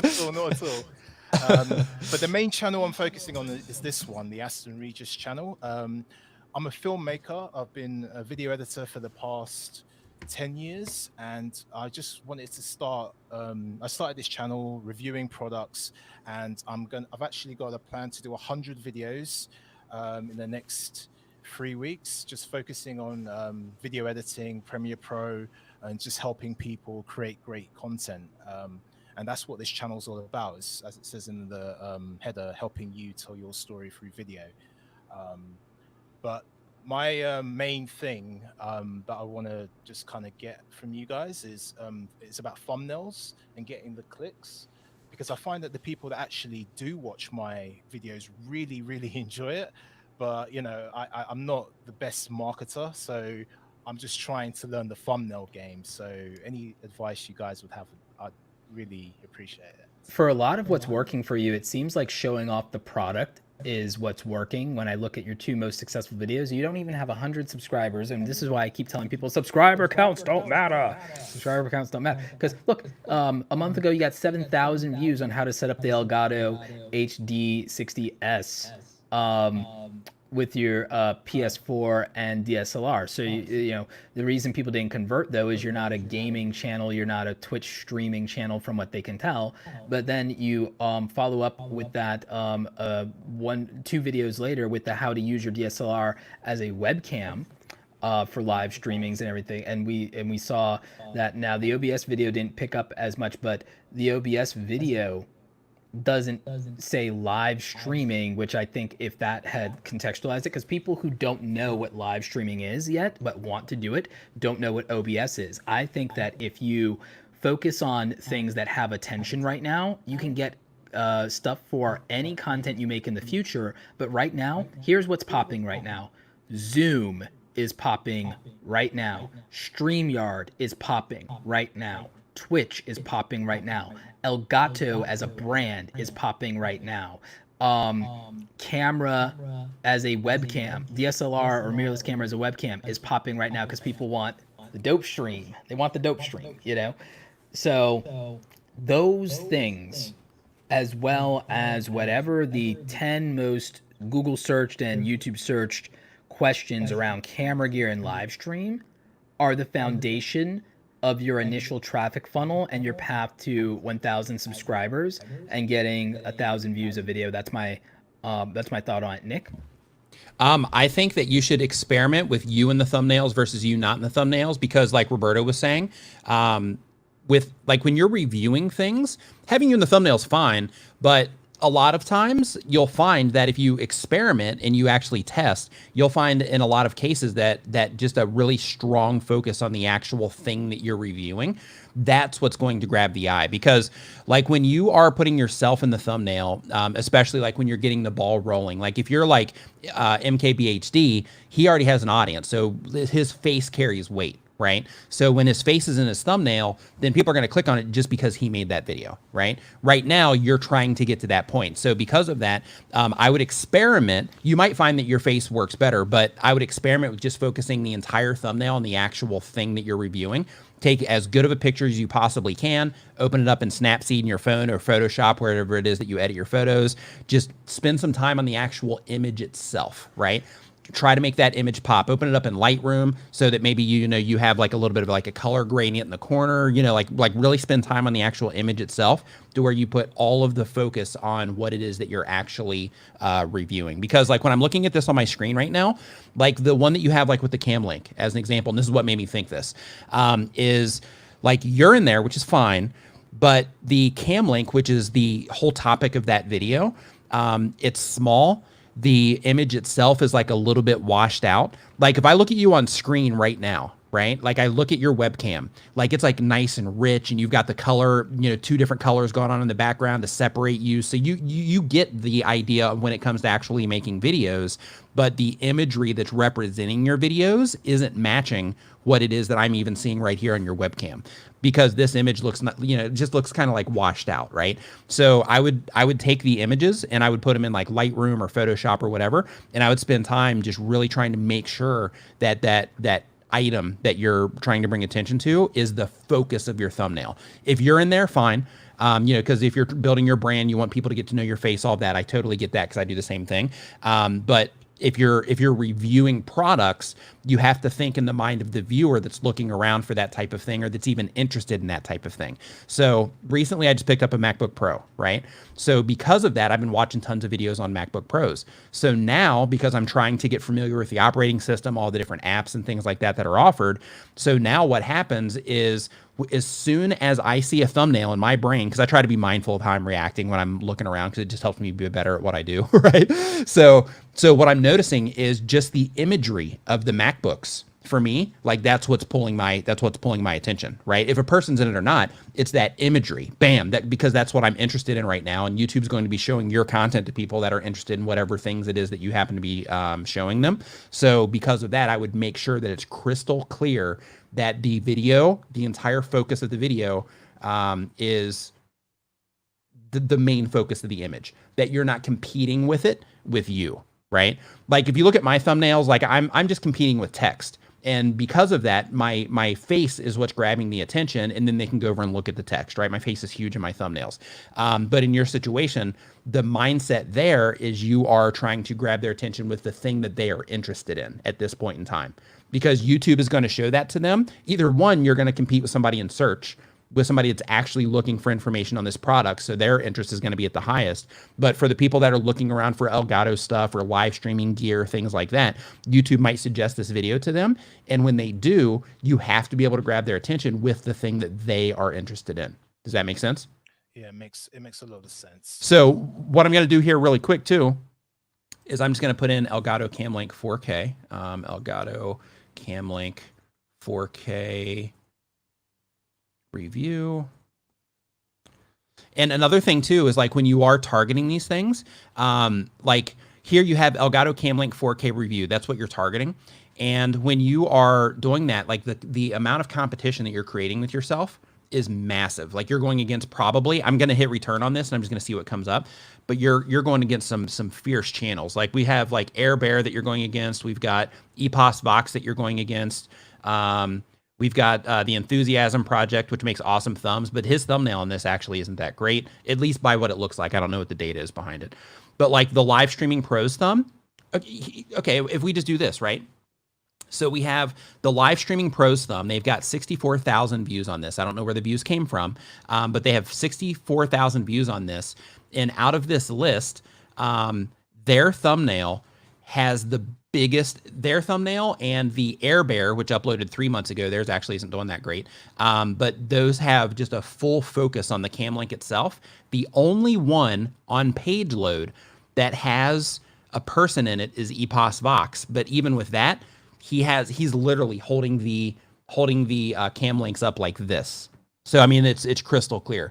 And all of these in the first 1, 2, 3, 4, 5, the first 5 videos that I see on my screen, all the colors are like rich, strong contrast on them. You know what I mean? Like they pop, right? They demand attention. So I would do that with your thumbnails because what you want is you want people. Okay. One of the things that people don't think about when they're making thumbnails is people, like it or not, people are building up anticipation for what it is that they're going to expect when they click on that video. If the thumbnail is washed out and the thumbnail doesn't look like a quality thumbnail, then it's going to build the impression, subconsciously, it's going to build that impression that it might not be a fantastic video. But if the thumbnail looks great and you're expressing that product to where it's like just a great looking image, then that's going to subconsciously create that expectation that it's going to be a good video if they click on it. Right. Okay. You follow me? I am. Yeah. Yeah. So because of that, putting the effort into the quality of your thumbnails, I think will definitely make a difference. And also when you're actually targeting as well, when you're targeting the actual content, the actual keyword phrase, if you're going for search, or just when you are writing titles in general, like in this situation, going for the review might be really competitive. Just going for the Elgato Camlink 4K review. But if you were to do something like if you were targeting recommendation features, if you were to do something with a title, if you focused all of your imagery on the product itself, and then your title was something like, "This will make you live streaming." Let's see here, and I'm just freestyling this in my brain, but something along the lines of like this device will make your live streams better, or this device will make your live streams look amazing, right? So what you're doing there is you have the live stream thing in there for the people that are interested in live streaming. You're grabbing their attention there. The product itself is like, wow, this is a great looking, image, great looking product. I wonder what this thing is. So you're creating some curiosity there for people that aren't familiar with it. And then you're making the promise of this will make your live streams look better, and it will, because it'll allow them to connect the camera to their computer. But I'd experiment with that sort of thing too when you're targeting your title, and just putting the whole package together. Is search, there's definitely value in search, but if you're going for something that's extremely competitive, which this actually wasn't that competitive, at least on my view, it doesn't look like it is on Roberto's either. But when you are going for these sorts of things in search, you want to make sure that you're doing it in a way that isn't that competitive. So like even the turn your DSLR camera into a webcam, like even that I would guess is probably, you know, somewhat competitive because you're targeting two different things here, it looks like. But yeah, like in terms of your thumbnails though, I would definitely just go really hard on the image. Like your how to remove background noise in Premiere Pro, that thumbnail looks good. And like that one is just nice and rich. The colors look great. You know, there's like, you know, it just looks good. It looks like a quality experience if I were to click on that, right? To where the other one looks like if I click on that, I'll just go watch somebody else's tech video that's probably going to show up right next to this one that's going to wow me. Like Alpha Gaming right there, I might watch that one, or maybe I'll watch the EPOS Box video right there, just because it's nice and rich in color, right? Me, I'd probably click on the click on the Alpha Gaming one, just because the blue and, you know, you can see how that pops off the page, right? Definitely see that. Yeah. What if I told y'all that I just made a video? I'm sorry, not a video. What if I told you that in the time that we've been having this conversation, that I literally just made a thumbnail for the cam link that is competitive with Alpha Gaming, like Nice. like right now? And what if I decided to literally just show you guys that here in Photoshop? Let's see here. And this will give you an execution of what Nick is talking about. This will show you what Nick is talking about. And while he's prepping that too, which I think it's coming up right now, so I'll hold off. Oh wow, that's That's the idea. Boom. That's awesome. I really like that. Like right there. Because if you are familiar with Roberto Blake, that's there for you. I've created and I just pulled one of my old, I've used a cutout of myself I already had, but like what I did, oops, hang on. I need to undo that. What I did, because all I really want to do is I wanted to scale this. But what I did here, and what the point was I wanted to get myself as big as possible in this image for people who are familiar with me and do know me, so that they can see that, okay, this is a Roberto Blake video if I care about Roberto Blake. But if you don't, look at how big the product is here. And then the emotion on my face matches kind of what the thumbnail here is, where I'm like imposing the idea of skepticism. Is Camlink legit? Now, I'm not saying that you have to do exactly that or something like that, but in any case, and even without text, this still would work. This is still like, I would have to do a little bit more, but like you can see what everything Nick was talking about. And when you compare that to like all those thumbnails we just saw, it makes sense that like the only thumbnail that's competing with that, there's only two. Epos Vox, so Adam's thumbnail, and Alpha Gaming, Harrison's thumbnail. They're the only two on that entire first page that are competitive thumbnails. And one thing too that I want to bring to light here also is I'm not sure what the other thumbnails say for that result, because I've already clicked off here. I'll actually just click in again. But like by him saying is Camlink legit?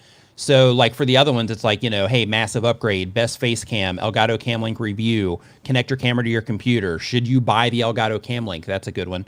That's the live streaming pro one. But like in this situation, you know, it's almost like a challenge against the other thumbnails as well, right? Because it's like, hey, all these other people, they're doing the review, but in this situation, is it legit? Kind of like, oh, well, maybe I should watch this one because the other ones are like, hey, this is what I think, but this one, you know, it creates that kind of like almost like a negative tone to it. Like, I don't know if maybe I shouldn't get this, right? Or, oh, can I trust those other reviews? It's like, maybe this is the truth.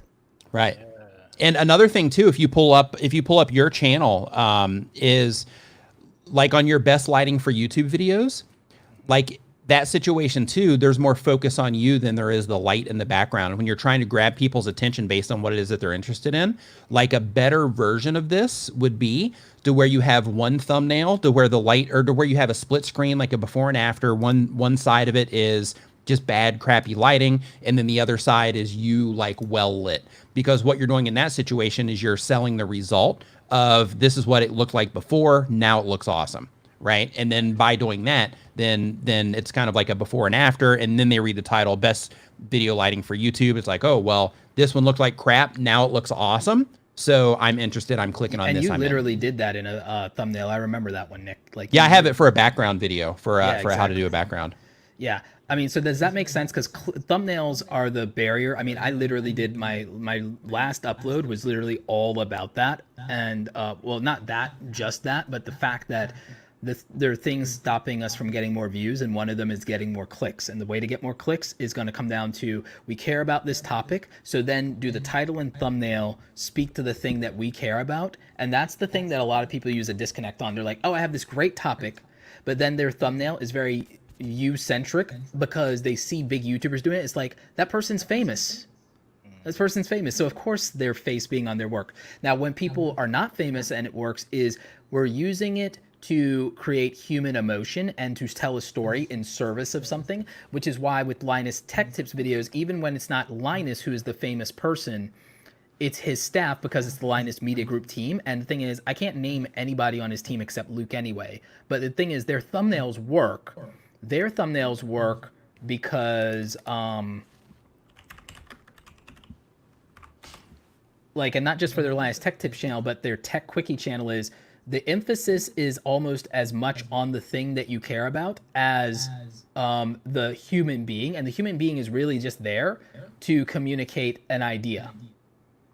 Like, if you look at this Walmart laptop thumbnail, like that laptop and Walmart as a brand is just as prominent and as important, if not more so, than Linus. If you don't know who Linus is, you still get the point of the thumbnail, and there's a reason to click. And the title just says what it is. Walmart's $250 laptop is awesome. It's the Threadripper for AMD. Look at that. That's like, okay, any human being cringing like that and then holding the product tells us something about it. So like Tech Quickie. They like this stuff that they do. Look at all this. It's product centric. It's product centric. They're focusing on what the viewer cares about, right? Yeah. That's the idea. And those things too, like they also are what grab attention. Like I gave you with the MacBook Pro example. Same thing if you're watching phone content or, you know, anything like that. If you're considering getting like a new phone, then the same exact thing applies to where all of a sudden the same thing happens with this. Like, okay, let's say that you're like, hey, I'm going to get a new car, and you're like, hey, I'm going to get a new let's see here. I'm going to get a new, I don't know, give me a car. Give me a car brand here. Tesla. I'm in Thailand, so Tesla. what is it? Tesla. Okay, I'm going to get a new Tesla. I'm going to get a white Tesla, and you live in California. All of a sudden, because your interest is higher in white Teslas, all of a sudden, and I'm sure everybody in the chat can relate to this, you're going to start seeing white Teslas like all over the place all of a sudden, right? Because your brain starts being able to identify those in places where you might normally just kind of gloss over it. All of a sudden you start seeing white Teslas all over the place. Same exact thing applies here. Like when you're interested in something and you're watching videos around that topic, then as YouTube is showing that stuff to you, then your brain is like, oh, hey, this is something that I'm interested in. Let's click on that, right? So that's why it's so important to make sure that you're putting some, if not a majority of the emphasis on the actual product itself, or the thing, whatever, for you know, depending on the people in the chat, whatever type of content it is you make, putting the focus on the thing that the viewer cares about the most, that's what should be front and center. And then branding should actually take a backseat to that. Right. 1000%. Yeah. That is really, really great advice from both of you. There's one question I just had in regards to the Premiere Pro videos that I'm going to be doing. Obviously, I've done the one in how to remove background noise in Premiere Pro. How would you take that strategy that you guys have given me and apply it to a Premiere Pro logo. channel? Right. The logo. Yeah, you could do the logo. You could put text on the thumbnail, because in that situation, what you're doing is you're not focusing on the product per se, right? What you're doing in that situation is you're actually teaching people how to do something, which then you have to reframe your approach again. But so for Premiere Pro people who are users of that, the Adobe brand is immediately recognizable to them, and that's why I would hack that. Because if I show you again, Best Buy, see logo, Right. Best Buy. Logo. There's one here that's like for what's your Google. video going to be about? Google What's the video going to be about? Just say the next Premiere video. What's it going to be about? Ballpark. I was gonna do. Oh, what was I gonna do? God, I've got. You can just make something up. Because I'm just. Yeah, Logo. Roberto just did it. Yeah, Roberto just did it right here. That's what I was going to look at. is you can see right here exactly what's going on with like where Roberto was talking about putting the logo. Is that logo lets the people that are using Adobe Premiere know that those videos are for them. Right. Okay. Leela also used the value. She's a look at Leela. She's a smaller YouTuber with 12,000 subscribers. She's got 135,000 views, and she ranked 4th here and everything like that. She has almost as many views as Sean Cannell from Think Media with 1 million subscribers. This is why I keep telling you guys, subscriber counts don't matter. Subscriber counts don't matter. A YouTuber with 12,000 subscribers has the same amount of views on the same. Granted, his has been up for 2 months. Hers has been up for 8. But still, even then, but still, she's crushing it on views. Crushing it. Same, same energy, right? But here's another thing that she did. The value proposition of her video is that it's 15 minutes and it's everything you need to know. And like, that's a very specific promise made to the viewer. The video from 2 years ago, from a larger channel, is a 30-minute video, and it's basically saying it's for beginners, and it's theoretically saying here's everything you need to know. Same thing for the top video is a 20 minutes, and it's for beginners. So again, time and how much time am I going to spend on this is a variable. A year from now, Leela might have 500,000 views on this video. I'm not even joking. Like, the tutorials are evergreen, but you can see for yourself that a channel that is 10,000, 12,000 subscribers can kill it on this same thing that you want to do. But the things that are important to us, if we're video editing and we're Premiere Pro users, is the Premiere Pro brand and how much time we have available to do this, and what are we getting out of it. Is it a complete tutorial? Is it a thorough tutorial? Is it a quickie tutorial? So the time value proposition being communicated in no uncertain terms is valuable here. Who it's for, Sean in his made sure that it's conveyed that it's for beginners. And he also is, in a way, with the MacBook Pro there, it's a little bit of a flex and a signal to say, hey, I'm a serious editor, and like, you know, everybody knows that this is like a top tier video editing laptop. And so those things eliminate some levels of skepticism. And so, and as a side note, how I was talking about the MacBook thing, like I so want to click on that thumbnail with the MacBook in it, right? Because my brain is just there. It's in that place because it's what I'm interested in right now. It's exactly. funny. So again, you can see that there are a lot of approaches to this, but here's what's consistent. The videos who get the most views for Premiere Pro tutorials prominently feature the Premiere Pro brand in the logo, the brand, like, and they somehow convey that what the expectations you can have is, whether here's the amount of time or here's somebody that's got pro status, gear, or experience. It's communicated in some way. What you want to do when you're putting your thumbnails together, and before you even record your video, is you want to do like what Roberto is doing right now, where you're like, okay, this is what my video is going to be about. This is what I'm going to target, and literally just search for it and see what comes up. And when you do that, that's going to give you a couple of advantages if you do it before you make your video. One, it can help you take a unique spin on what everybody else is offering. Like in this situation, like the 2 videos on the page that are like the very top one is like learn Premiere Pro in 20 minutes. Leela's video is learn Premiere in 15 minutes, right? So then what you would do in this situation is you're like, okay, first, every video that's in the top spot here, they have a Premiere Pro logo. These videos are in the top spot here because this is what people are responding to when this query goes into YouTube search, right? So because of that, the consistent element here is the Premiere Pro logo. So I got to make sure I use that. There's a lot of purple going on here, like a lot of purples and blues going on. So if it was me, I would go with like a yellowish maybe to kind of pop off compared to the other ones here. And I would try to think of a different promise than what everybody else is doing. So we've got beginners on here. We've got 15 minutes. We've got 20 minutes. We've got learn everything about Premiere. I would try to come up with another promise. So, you know, like, 5 like steps, Premiere Pro, 7 steps. Yeah, making a list out. That's a great approach, Roberto. Yeah, that'd be a great one. But, you know, kind of taking that approach and just looking at it and saying, what's everybody else offering? And what can I offer what can I offer that would be different, that would help me stand out from these other options that people have to watch? Because here's the thing, like when people are looking at search results, like they're not thinking, like they're just looking at search results and they're like, hey, this is what I'm competing with in search results. But again, if we circle back around to what I was talking about before about how YouTube is showing content to people based on the things that they're interested in, videos that they've watched, things that they've searched for on Google and YouTube, and things that they're, you know, looking at information about in their phones and all that good stuff. Like when YouTube is identifying that thing that you're interested in, then these are also the videos that you're going to be competing with on home pages next to other videos for the suggested traffic that you're going to want to tap into. Like, these are the people that you're going to be competing next to. So you got to make sure that whatever it is that you're promising and however it is that you're packaging your video is at least competitive with everything that you see in the top search results that you are targeting. Right. Okay. Because that flows over to other features as well. Is what I I'm getting cleared at. my search and watch history, which I had already done about a week ago for this same reason. So I literally just did it again to confirm, because like someone was asking if it's possible that my search and watch history affects that. I just cleared it.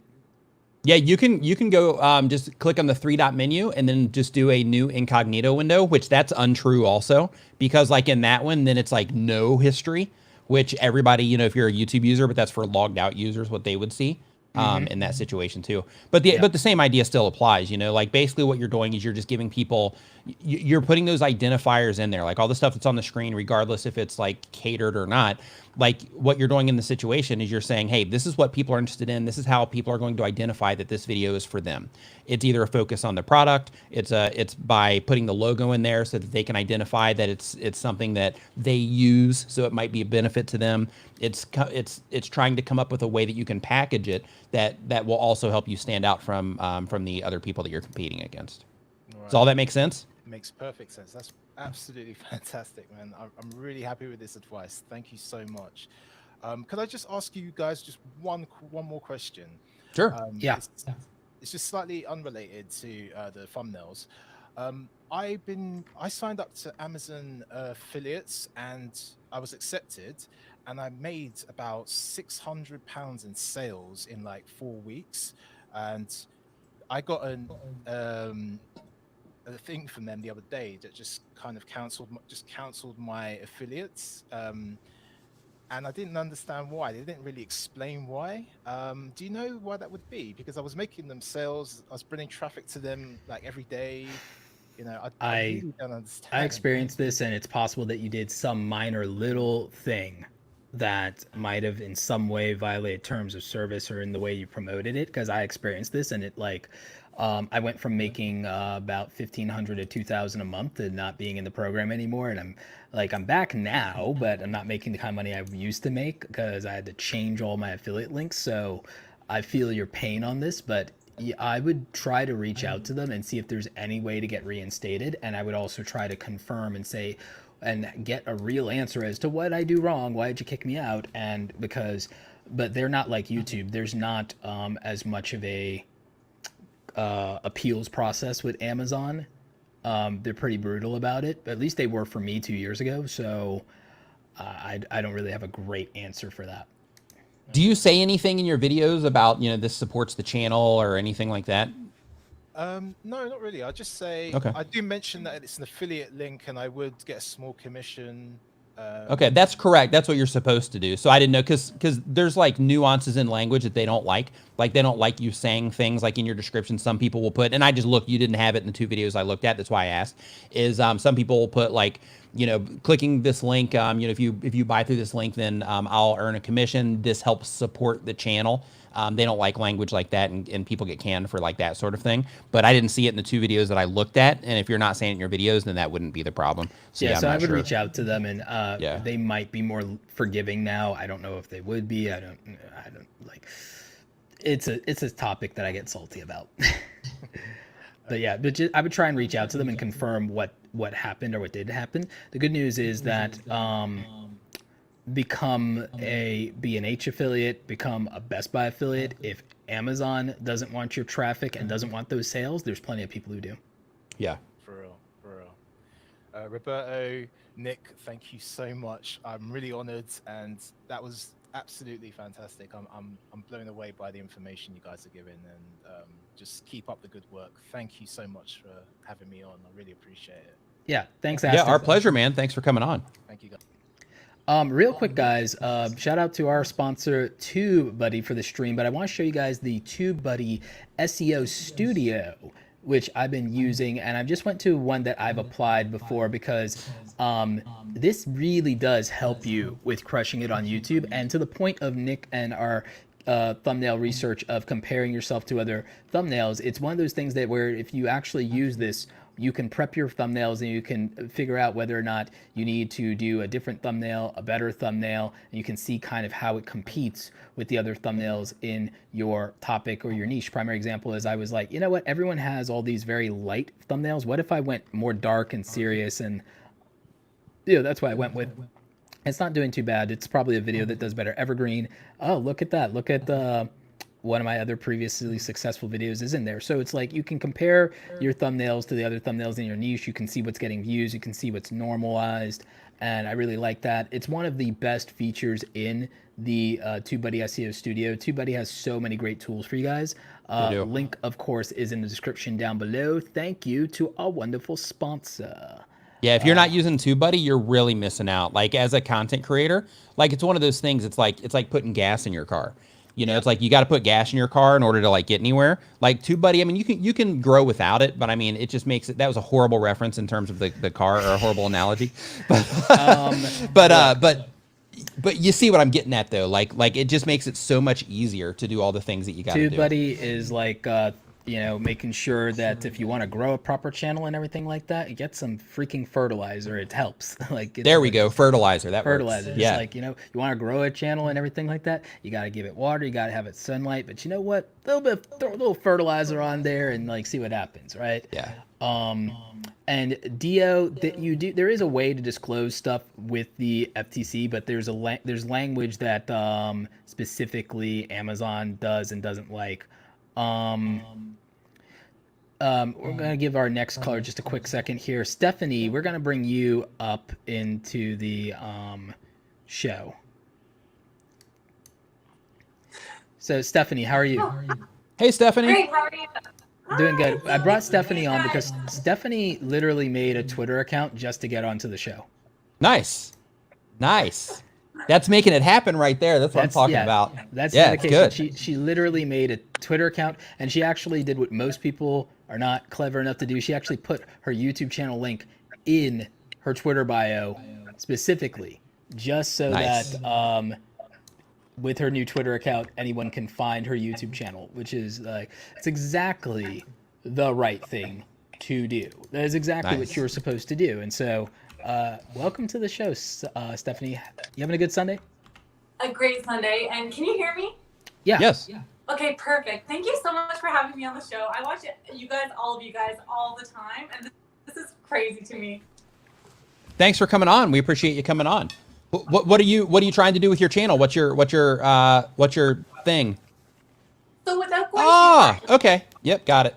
Yeah, without going too far into it, I just picked up the camera one day, my phone. I seen a really sad story or something online, and it just like pulled me emotionally. And I ranted on it for a video, and I uploaded my very first video, and then I kind of got hooked ever since. And I just had the impulse to let people know that you don't have to let chronic illness control your life. You can get a hold of it and live a great life. That's a solid message. Definitely a solid message. Yeah, that's good. So with your channel, what are you having trouble with? Okay, so I'm struggling with, I guess retention is the most. So I'm probably just boring right now. But I really would like to know the click-through rate. Maybe since you brought up Tubebuddy, if you guys could go through you know how the triangle goes above there's different lines for the search volume, the competition, and all that. And I get struggling with what colors I'm supposed to shoot for. Is it always supposed to be green? No, actually, some of them. Here, let me. Here, he's got it pulled up right there. I'm trying to open up the tool myself. Yeah. What do you want me to type into it, Nick? I guess you do like YouTube tips just for fun, since we're on here talking about YouTube. I guess that would work. Okay. So, like search volume, That one you want as close to green as humanly possible if you're targeting search, right? The competition, the weighted one, this is how good they actually have. If you hover over, Roberto, the little question marks there, they actually have where they give you like a little guideline right there. It's like a little, you know, like a little guide on kind of how to read the elements that are on the screen.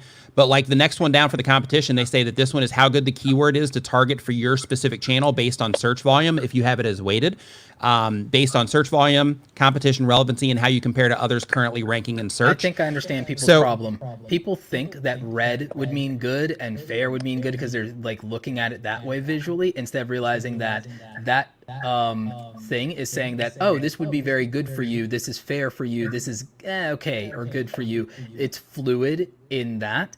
It's not saying that red is very good. It's saying that where the arrow indicates now, kind of like a credit score thing, it's more like that. It's saying, it's kind of saying, oh, you have fair credit, oh, you have good credit, oh, you have very good credit. It's not saying, yeah, those indicators, the color indicators themselves are exactly what you think they are. The words are where you are at right now for this.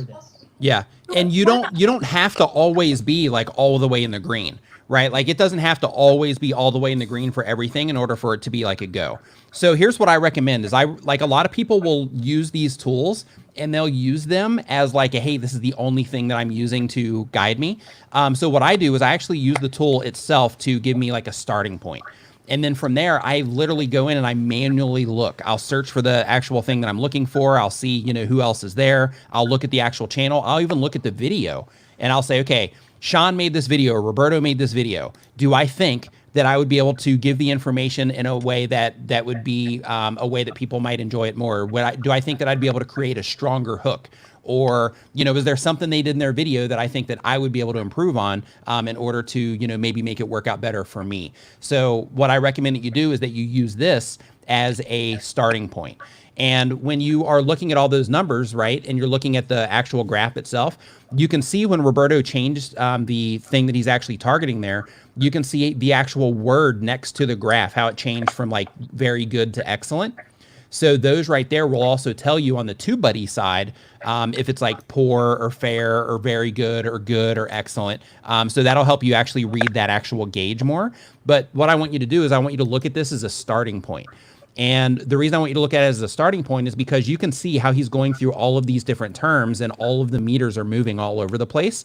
So because of that, you would use this as a starting point. You would say, okay, I'm going to try to get as close to green as I can. Of course, if everything was like all green, that would be fantastic. But the downside is when you start targeting very long tail keyword phrases, what can happen is it can become so not competitive that like nobody's actually even looking for it in the first place, right? And because of that, you have to kind of balance those things out. So for example, if you have like in this situation, you have like high search volume, but the competition is not that fantastic with this, but the optimization strength is high for what, you know, how he has this written out. So in this particular case, I would actually go and I would say, well, Tubebuddy says that this one is good. Let me see what I think of this personally. And you're going to fine tune this as you get more experienced. But basically I would go and I would start looking at the other channels that I'm ranking against. I would look at the actual videos that I'm ranking against. I would look at how they're packaging it. And I would say, okay, if I went in for this one on how to start a YouTube channel 2020, if I was going to try to go for this, then I would leave Tubebuddy and I would say, okay, they're giving me good scores here. Now let me go and see what this looks like manually. And I would even look at things like the engagement, like how much activity do they even have in the comments? Did people even care about this video? Because that's important to me too. And it's like, if it has like a lot of comments, there's a lot of activity going on with that video, then in that situation, I would say, yeah, let me try to take a stab at this if I think that I could do it better. Or at least compete, because I don't always go for number one either. Like sometimes I'm like, hey, I just need to get within the top like 3 or 4 on this one, and then I'm good. That'll pull me enough traffic from this search term. One's always the win, right? That's always the best. You want that, but like that's not always what I go for. I just try to make sure that I can compete. Okay, perfect. Thank you so much. And I did have another question. It's about thumbnails. When you're making your emotional face, I know that your emotions, like your emotional face kind of sells, or that's what people say to put on different thumbnails. I'm not very good at making emotional faces. How can you guys get your emotional face going? I'm terrible at making emotional faces. Yeah, and with that too, just because it's recommended doesn't mean that it's right for your stuff. So because of that, it's good to experiment with it. And I know that sounds kind of like a cop out, but it's legitimate. Like what one person does on their channel that's effective doesn't always work perfectly for other channels. So with the subject matter that you're talking about, you have to think to yourself, okay, if somebody's dealing with like these types of problems, is an emotional reaction to this appropriate? Right? And then you have to decide with yourself, like if you're having trouble making those emotional faces, maybe right now is not the great time to make those emotional faces, to actually force yourself into it. Because if you're forcing yourself into it, it might look that way in the image itself, which then it would, you know what I mean? It would put people off because it was inauthentic compared to you actually feeling like, hey, yeah, I'm like, you know, this would be surprising. So because of that, I'm like legitimately able to make this expression over this topic. Does that make sense? Yes, perfect. Yeah. Thank you. And can I ask just one last thing? I think it'll really help people is Sure. What do you guys do to keep the speed and the flow of like your video moving to keep your retention? So editing is definitely the win for that. So for me, I found in my content, and then Roberto will give his version of this too, because I think this is one of those things that will be intimate for your channel specifically. But what I found on mine is that just super tight cuts, hardly any space between breaths is typically a good situation for about 1.5 to 2 minutes. And then after that, loosening it up just a little bit to where, you know, maybe the editing's not as tight, and then start tightening it up again. So it basically just kind of goes really tight and then kind of loosens up a little bit and then tight again. That's what I found to be effective for my content. But fast and rattling things off quickly and all that stuff, again, that's one of those things that isn't always a perfect fit. So like in Roberto's situation, he speaks slower than I do in his content. Like I'm a motor mouth when I'm doing my stuff. But he speaks more in like a more thoughtful way. Like his stuff is more processed more, where I'm just kind of like throwing stuff out of my mouth. His is a lot more, you know, calculated, all the things that he says. So like in his situation, you know, his approach would be different than mine. I can keep, for like literally right until I'm closing out the video, I can keep 20% of the audience engaged up until closing time. Now that doesn't sound great, but in general, most people... That's actually pretty good. Yeah, that's actually pretty good on that long and I'll show video. you guys a reason that I know that this is actually pretty good is because I can compare this to all videos of my size. And by size, I mean all videos of my length of time. The view length, yeah. For all videos that are of the same 16-minute, 17-minute view duration, see, this is how people don't realize that they're making a good YouTube video, is they don't look at this graph and then change it to relative audience retention. They just look at this, and like, this is actually good.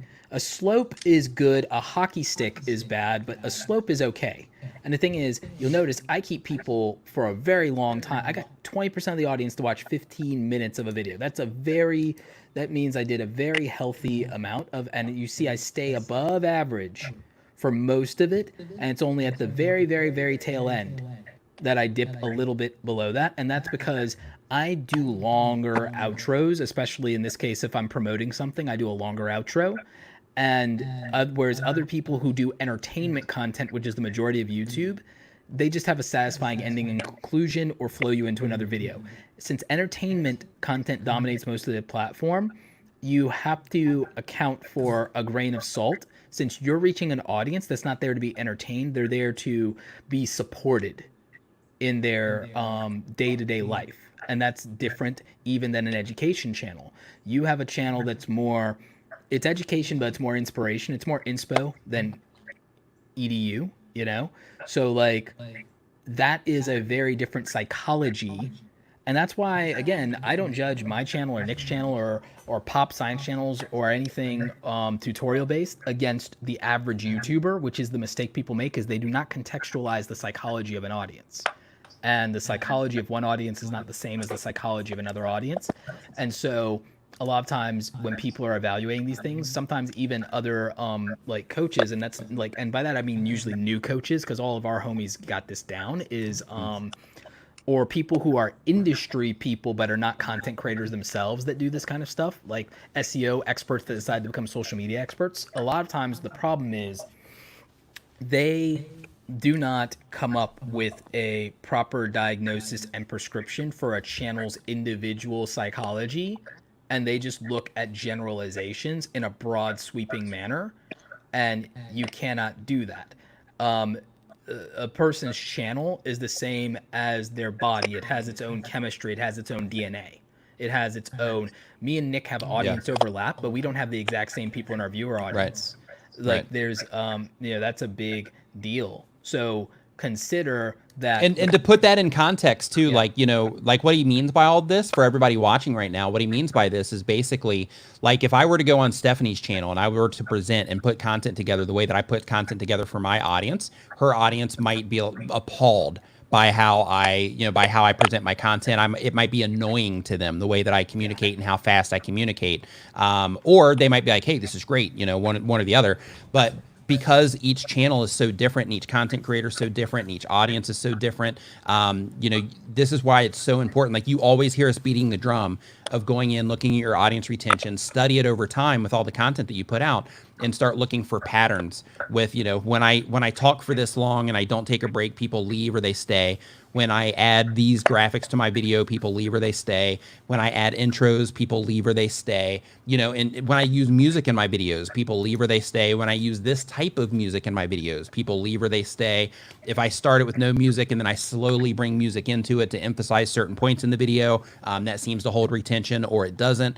Start writing those things down when you're working on your audience retention, because the best thing that you can do is learn how to make the audience that YouTube is showing your content to, how to get them to respond to what it is that you're doing. Yeah, this video did well with subscribers of mine because apparently a lot of you subscribed for YouTube tips, but it did not perform well with a broader, new, general audience.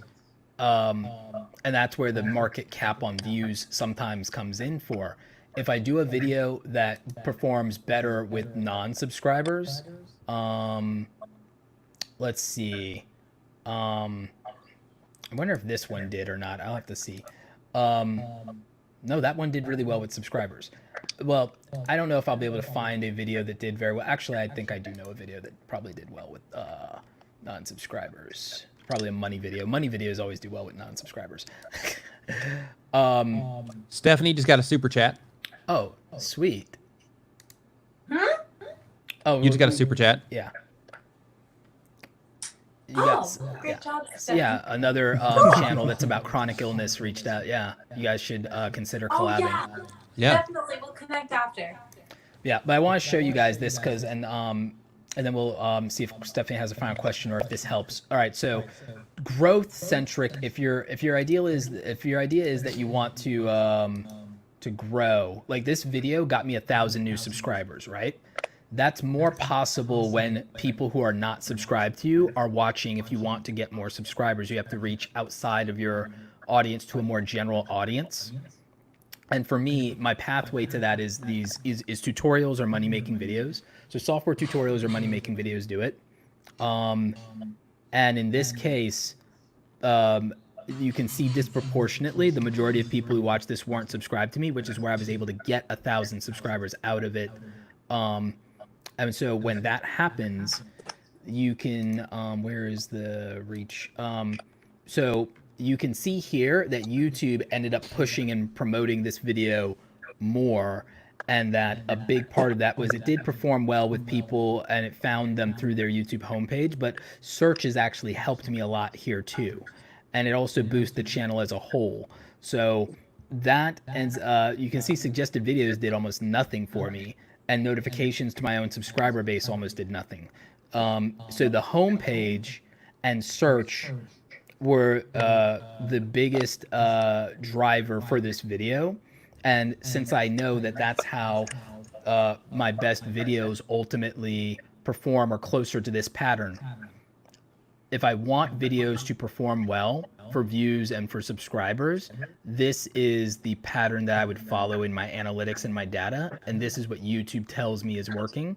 And so I would think about, all right, someone who doesn't know me seeing this on their YouTube homepage, what's the odds of them clicking? If you guys look at that thumbnail, I think it's a no-brainer why this video performed well. And by the way, Nick, that is I'm basically going to duplicate but slightly alter that exact same thumbnail psychology for the next 3 videos that I have planned this week. All right, money making with YouTube, money making with this other thing, money making with this other thing. So we're going to go YouTube affiliates or memberships, or vice versa, YouTube memberships affiliate, because my, so like, but I will basically make variations of this same approach because it's been proven. It's been proven to work. So if something works, and the data will tell you what works, because it tells me that this one is where YouTube helped me. And it tells me that search helped me. And it tells me what search terms I killed it for, which means I should make more videos that target these search terms because I have proven dominance here. So if I come back to this, it'll work. So for everything that you want to do, the data will tell the story of how it can be accomplished and what it takes. And it's why I target, I don't always get it, but I'm looking for, if I can get a video to have a 5% click-through rate, I feel like I know that the video will do well. If it gets a 2% or lower click-through rate, I know that the video's only hope after that is search later, and it's gonna be a long tail video. So that's how I can determine videos that will and will not be successful. And that's how YouTube teaches me how to make the next video more successful if I want to learn that lesson, versus if I just want to make whatever I want to make this week. Right. So does that help you out, Stephanie? Yes, thank you guys so much. I appreciate Yeah, our pleasure. Yeah. And when it comes to your retention, like what you really want to do is you just want to take notes on all of the different things that you do in your videos, and go in, like spend like at least once a month, go in and literally take like a few hours out of your day and just go and look at like your past videos, go look over the last 28 days and just kind of see like what's going on, how are people responding like right now to your content, and look and start taking notes of how people respond to the different things that you do in your videos, so that you can just make adjustments as you go, because that's part of the process of being a content creator. And that's why it's so important to take Roberto's advice of making like 100 crappy videos, is because like as you're going through that process, what those 100 videos teach you is they teach you over that period of time how to make content that your audience responds to at the highest rate. And you find that out by taking notes and just paying attention really to what's going on the back end of your channel. Okay. But be super mindful of things like, graphics that you're using or not, intros that you're using or not, how you're ending your videos is extremely important. Like you don't want to have any indication that your video is coming to an end, because like if somebody's watching it and they're engaged in the video, you don't want them to know the video is finished until there's something on the screen that they can click on. So like you don't want to leave any indicator that the video is coming to an end until you have like an end screen element on your end screen that they can actually click on. That's when you want to tell people that the video is coming to an end. And what you want to do in that situation is you want to tell them to actually click on that video. You still don't want to tell them it's finished, right? Because there's no reason, like the video is coming to an end. There's no reason to let them know. But like just little details like that you'll discover over time, that you have to make sure that you're being mindful of in your content as well. Okay, Yeah. so if you do like 7 tips for or 5 tips for, then how do you avoid that? And what you'll notice if you look at my videos is I'll start with the number, and then I'll slowly start losing the number, and I'll start saying things like, and the next one is next up, and I basically lose that number as we get closer to the end. A graphical way to do it also is, graphically speaking, human beings love completion. Putting the number up on the screen and getting them through, psychologically, people cannot help themselves. They have to get to the thing that they started in their mind with. So countdowns work because like countdowns work for people, count ups work for people. And I've also seen some YouTubers use some type of progress bar indicator type thing sometimes in a tips video. And psychologically, some people cannot help themselves. They have to I have to complete it. All my OCD, all of those bubbles have to be, all the dots have to be filled. I still see 2 gray dots. I cannot stop watching until those 2 gray dots turn red. I cannot do, like, please give it to me. Like, I'm kind of like that. You can't do that to me. You like, it's, so there's, it's all down to psychology. It's all like the thing where you'll see the YouTubers you like the best, they just are some of them worked really hard at it. Like me and Nick worked hard at it. There are other people that are naturals. They're the kind of people who probably would have walked into a room in life and just won. And I don't mean that to be dismissive of all their hard work. I just mean they're like naturally people that you fall in love with. They're that's who they are. There are some people that have that charisma, that have that or just confidence when they walk into a room, they own it, or are just so comfortable in their own skin that they can be silly and outlandish. And the thing is that bravery, that confidence, that go-getter, that cavalier attitude, it's an attractive quality.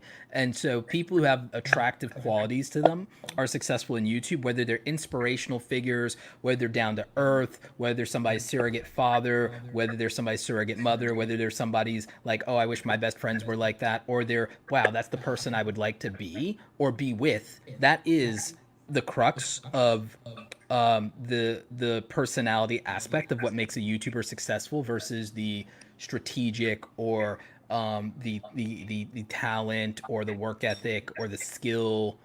That's why some people who might have less in those areas, when you see it and you see the content, they're winning, because if you met them in real life, you'd be like, down, I'll follow you off a cliff. You know. And another thing too, on the retention thing, like Roberto was talking about a second ago about like using numbers and things like that. Like you'll notice when you start experimenting with things like that, you'll notice how people respond to that for your content as well. If you do list type content, like in my situation, for the people that watch my videos, I notice when I use graphics on the screen to let them know that, hey, this is the next one, this is the next one, I actually will have people just skip. So my audience retention will just look like this. It'll look like a bunch of tints, right? To where it'll just be like a little spike and then spike to where they'll go to that one and then they'll skip to the next one, then they'll skip to the next one. But I do have, there's a lot of younger people that watch my content too, so they kind of skew things in that direction. But you'll notice little patterns like that based on the things that you're doing, and then you can, make adjustments to accommodate. Good point, Nick. Look at the age of your demo and everything like that. Nick, your channel is the ultimate archive for all YouTube content creators. So you'll have everybody who wants to start a YouTube gaming channel because they're 14 years old and they worship YouTubers coming to your channel thinking that, and so that will skew your data and your analytics. Absolutely. My audience conversions too, because they don't have budgets. Exactly. You know what I mean? My audience skews older. There's almost like, I say almost, there's almost nobody under 24 that watches me. Like, and sometimes I say that proudly. It hurts my view counts. But my average view durations, my retention, and my conversions and affiliate sales and sales, everything is, but it also means that I use a user psychology that's predicated to somebody that's college age or older, and usually someone in their 20s to 30s. I use the psychology of 20s to 30s. I use the psychology of things that are around focuses of time and money, because time and money becomes the impetus to anybody that's a adult, essentially. If you're not an adult, your priorities aren't time or money. Your stuff is more emotional than that, and so it's more excitement, awareness, interest, drama. It's that. When you're old, and by old I just mean older, ain't got time for that.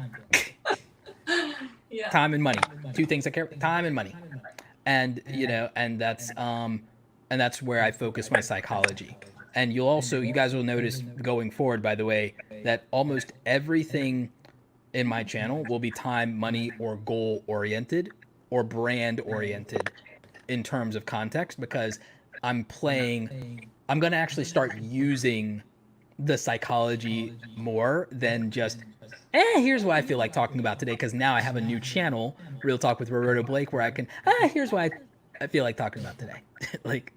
So it's going to make it easier for me to say, here's what the audience wants and needs. Here's where the psychology is proven. Here's what the data says about their human behavior. YouTube is entirely driven by your understanding of the needs of others or desires of others. Needs or desires. I can interchange those things.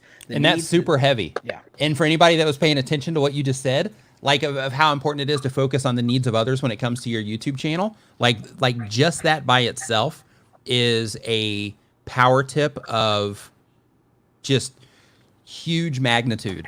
Just because it's like when you focus on adding that value to the people that are watching your content, it makes a huge difference. And I know, Stephanie, that you are adding value to your audience. Absolutely. But in terms of like your audience retention, it really just comes down to taking those notes and trying to adjust things. And you're as still they go. relatively new to this process. Yeah. That'll get better. My on-camera delivery. How long have you been on?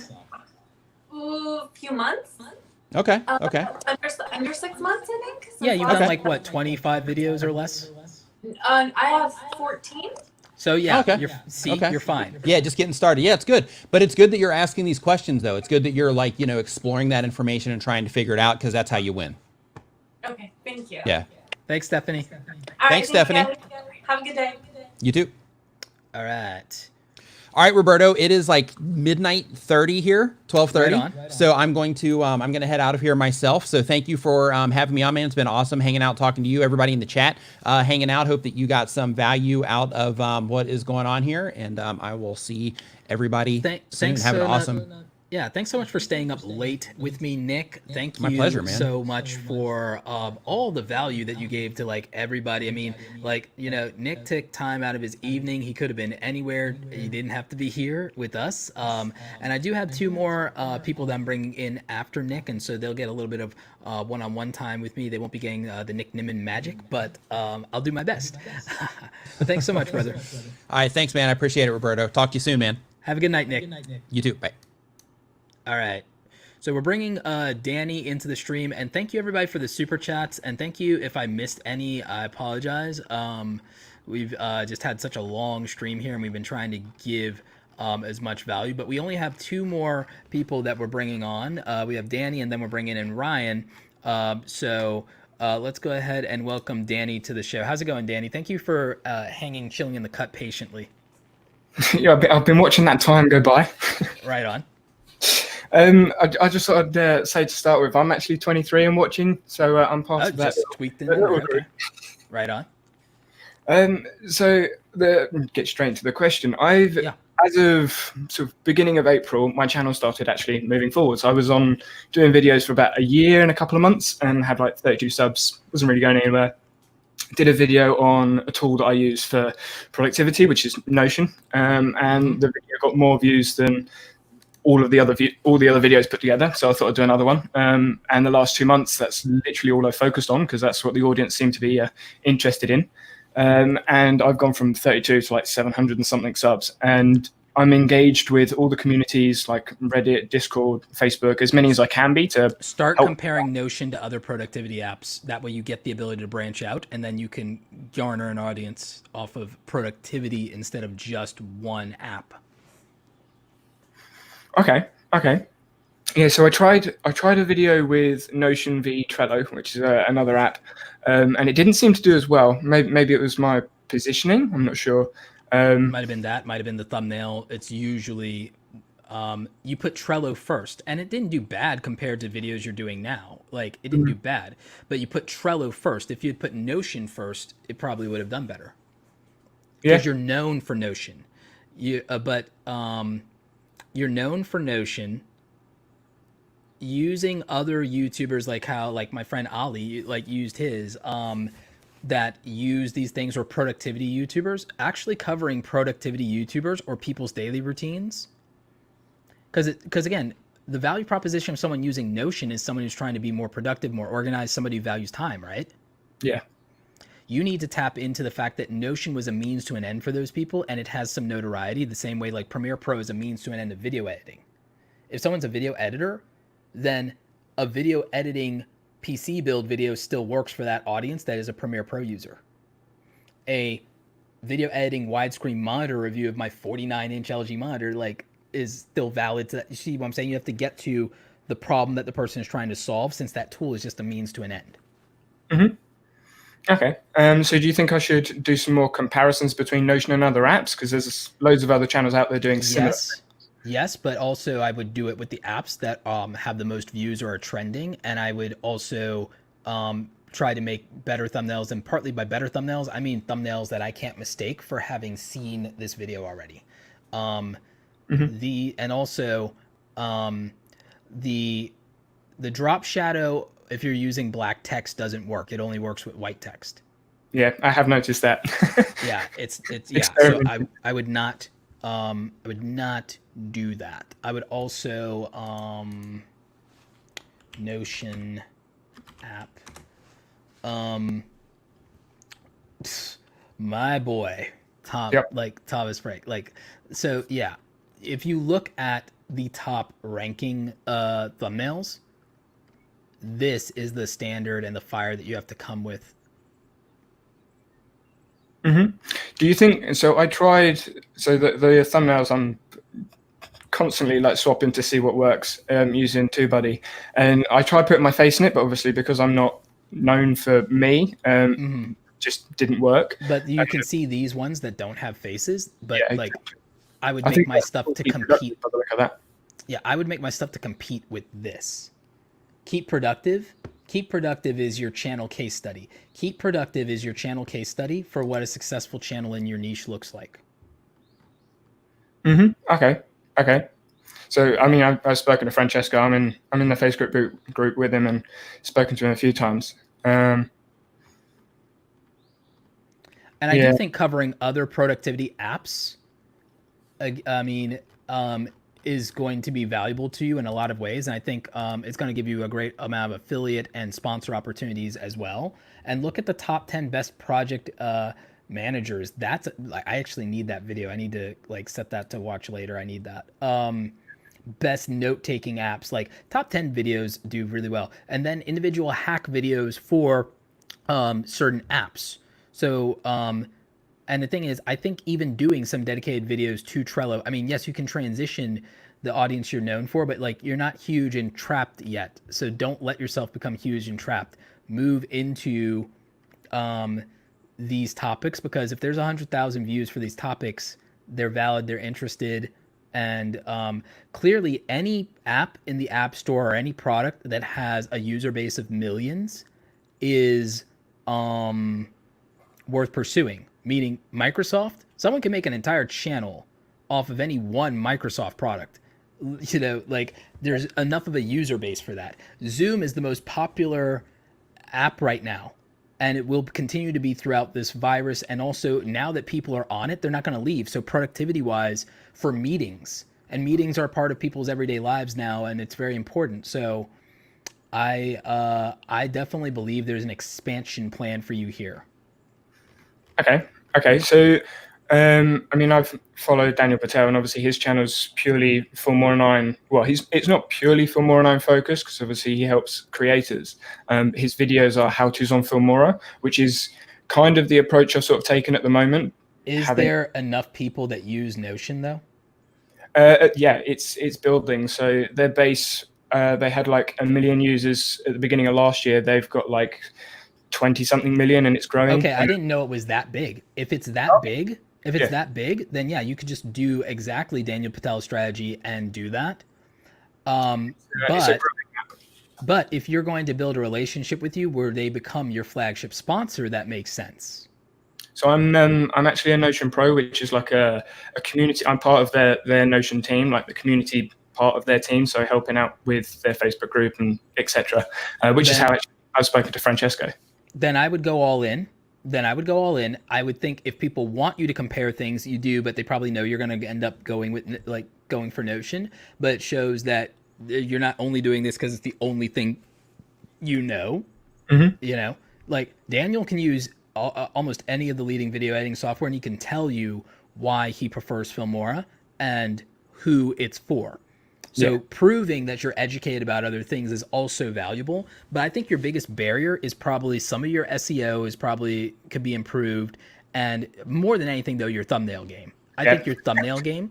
And I think that Notion's branding, and it's been proving, is more of black and white. And what's complementary to black and white, especially when it comes to software, is obviously blue. And so I would start to make a consistent visual pattern of where I'm probably leaning a little bit more into that, and then using other symbols, elements, text, and I would make some much more visually consistent but interesting thumbnails. Also, there's some stuff that looks like you had from back in the day that has nothing to do with Notion. Or nothing to do with productivity. I would unlist. You don't have to delete them because you could want them for yourself or what, but I would unlist or private all of the content that has nothing to do with what you're doing now. Yep. Yeah, that was on the to-do list. Yeah. Okay. Yeah. Yeah, that sounds good. Does that make sense? Yeah, I know I need to work on thumbnails there. Is there anything else you wanted to hit me up with? I guess the other one is so I've been getting tons and tons of questions, and I can't answer like all of the comments and all of the DMs I'm getting now. And I'm like 700 subs, so I'm sort of thinking like, where do I cut that line? Where do I stop? Do 10 I just minutes in the morning, 10 minutes in the afternoon, 10 minutes in the evening, and just answer as many as I can in that time? That's that. Yep. Okay. That makes it easier. At the moment, I'm like 2 hours in the morning, just like answering everything. Still 10 stuff. Minutes, 10 minutes. And again, you can answer questions, other comments you can just acknowledge and say thanks. Okay. So I've been toying with the idea of live streaming because at the moment, obviously, it's quite useful. And a few people have asked if I can answer questions on that live stream. So I was thinking of doing something sort of similar to Nick and what he does with YouTube, but doing it with like a Notion Q&A, because it just makes sense. Do you think that's I think that's smart, and that is a way to become known in the community. I mean, Nick is known for the community live stream. You know, it's an event. Nimmin Live is an event. Yeah. It took a long time for them to get to that point between him and D, and then like right now D is kind of stuck in Mexico, but like and so Nick's been soloing, but now Nick is being known for bringing in the brain trust, the collective panel of YouTube experts. Like that is something now that another transition. And by the way, the live streams have been getting more love than ever since he started doing that. My live streams have been getting more love since I started doing the Gary Vee style of I'll just bring in people from the community and I'll just give them one-on-one YouTube advice and prove why I'm an awesome YouTube coach. and now I don't have to challenge my haters to effing boxing matches anymore. It's so. I guess sort of like a side question is there are a couple of other people that are in the Notion community that live stream on Crowdcast. And so some people are over there, but you have to find the link. You have to know where it is. And a lot of the people in that live stream know Notion already. They're already using formulas, code, and everything else that goes into it to create whatever you want. If you're familiar with Notion, you can essentially create your own productivity system. So you could create Trello in Notion, or you can create Todoist in Notion. So a lot of the people in those live streams know what they're saying. And the beginners sort of going, it's way beyond my head and just leave, which is why I want to do it on YouTube, because it's more of like YouTube is going to be beginner centric and stuff like that. That's a place for the experts, and that's for advanced and stuff like that. That's not necessarily the community. That is a community, and it is a specific segment of the community. By being on YouTube, you're more accessible, and they can come across it, stumble across it, word of mouth. So I think you become the community show for that group of people. And I think that is the power of, I mean, even what I'm doing now is I'm trying to make my own community show and differentiate it. I mean, what I do when I'm bringing you guys on is different than I don't mind bringing on panels of experts, by the way, which I love doing. And I love bringing in guest experts to answer questions with me, like I did with Nick. Next week, I'm going to see if Andrew Can's available. So like there is a different approach, and I think that you can become the guy for the beginners that holds their hand and ushers them in and doesn't make them feel left out or stupid, you know. And I think that that's a big deal. I think that that's a huge deal. And I think that if you were going to simulcast anywhere, I would simulcast either actually have you built a Facebook group? I haven't built one. I'm in one. So Francesco, the Keep Productive channel, he's got a Notion Made Simple group with a course attached to it, and I'm in there, and I'm one of the moderators in there. Then, if he's down for it, see if he doesn't mind if you simulcast your YouTube Q&A show that lets people ask questions, where you become like Nimmin Live. See if he'll let you simulcast it to that group, because I imagine that group's probably 10,000 or more people. Yeah, 16.7K. So guess what? You will absolutely, if he will let you, because it's for the community, Yeah. you'll absolutely kill it, crush it, grow. And like, so I would simulcast from YouTube and that and everything like that. I mean, I just decided not to today, but I almost simulcasted to Twitch today just to get my Twitch hours up. But I'm going to be doing more casual content on Twitch that's not YouTube related. So I kind of felt like, maybe that's not as good an idea or something like that. So like, because then I set an expectation that's not going to be my norm. But yeah, I would really strongly advise being able to do that in Facebook groups. And I would consider at some point making your own Facebook group at some point as well. So that's my thought on that. Another very quick point that I sort of just come. So Notion it can be used by literally anyone, and they have a plan that I'm on at the moment because I'm still a student. And essentially, you get the first like personal pro plan. If you're a student, you get that for free. So there's loads of students that use it. Obviously, Thomas Frank goes in there, Ali Abdul goes in there, but a lot of the other users are startups, small businesses, and like sort of like that demographic. So it's almost like I've got sort of two target audiences. Some of them are looking purely for learning as a student. The thing is, there's a lot that you would do if you that overlaps regardless of which one of those things you are. And the thing is, I think that you can make a few dedicated videos for students and then a few dedicated videos for the businessy people. And I think that that's fine. And I don't think it causes brand confusion. I think those are one-off videos for those people. But I would focus essentially on the idea of becoming like what Daniel Patel is, aside from being very entertaining, is he's the encyclopedia of Filmora. Yeah. Nick Nimmin is the encyclopedia of YouTube. That's his channel. Everything you could think of to cover is like, that's what his channel is. And that's where the growth comes from. Becoming the encyclopedia of means that you have value to the 10 million users of this app. Yeah. Yeah, and it's growing as well.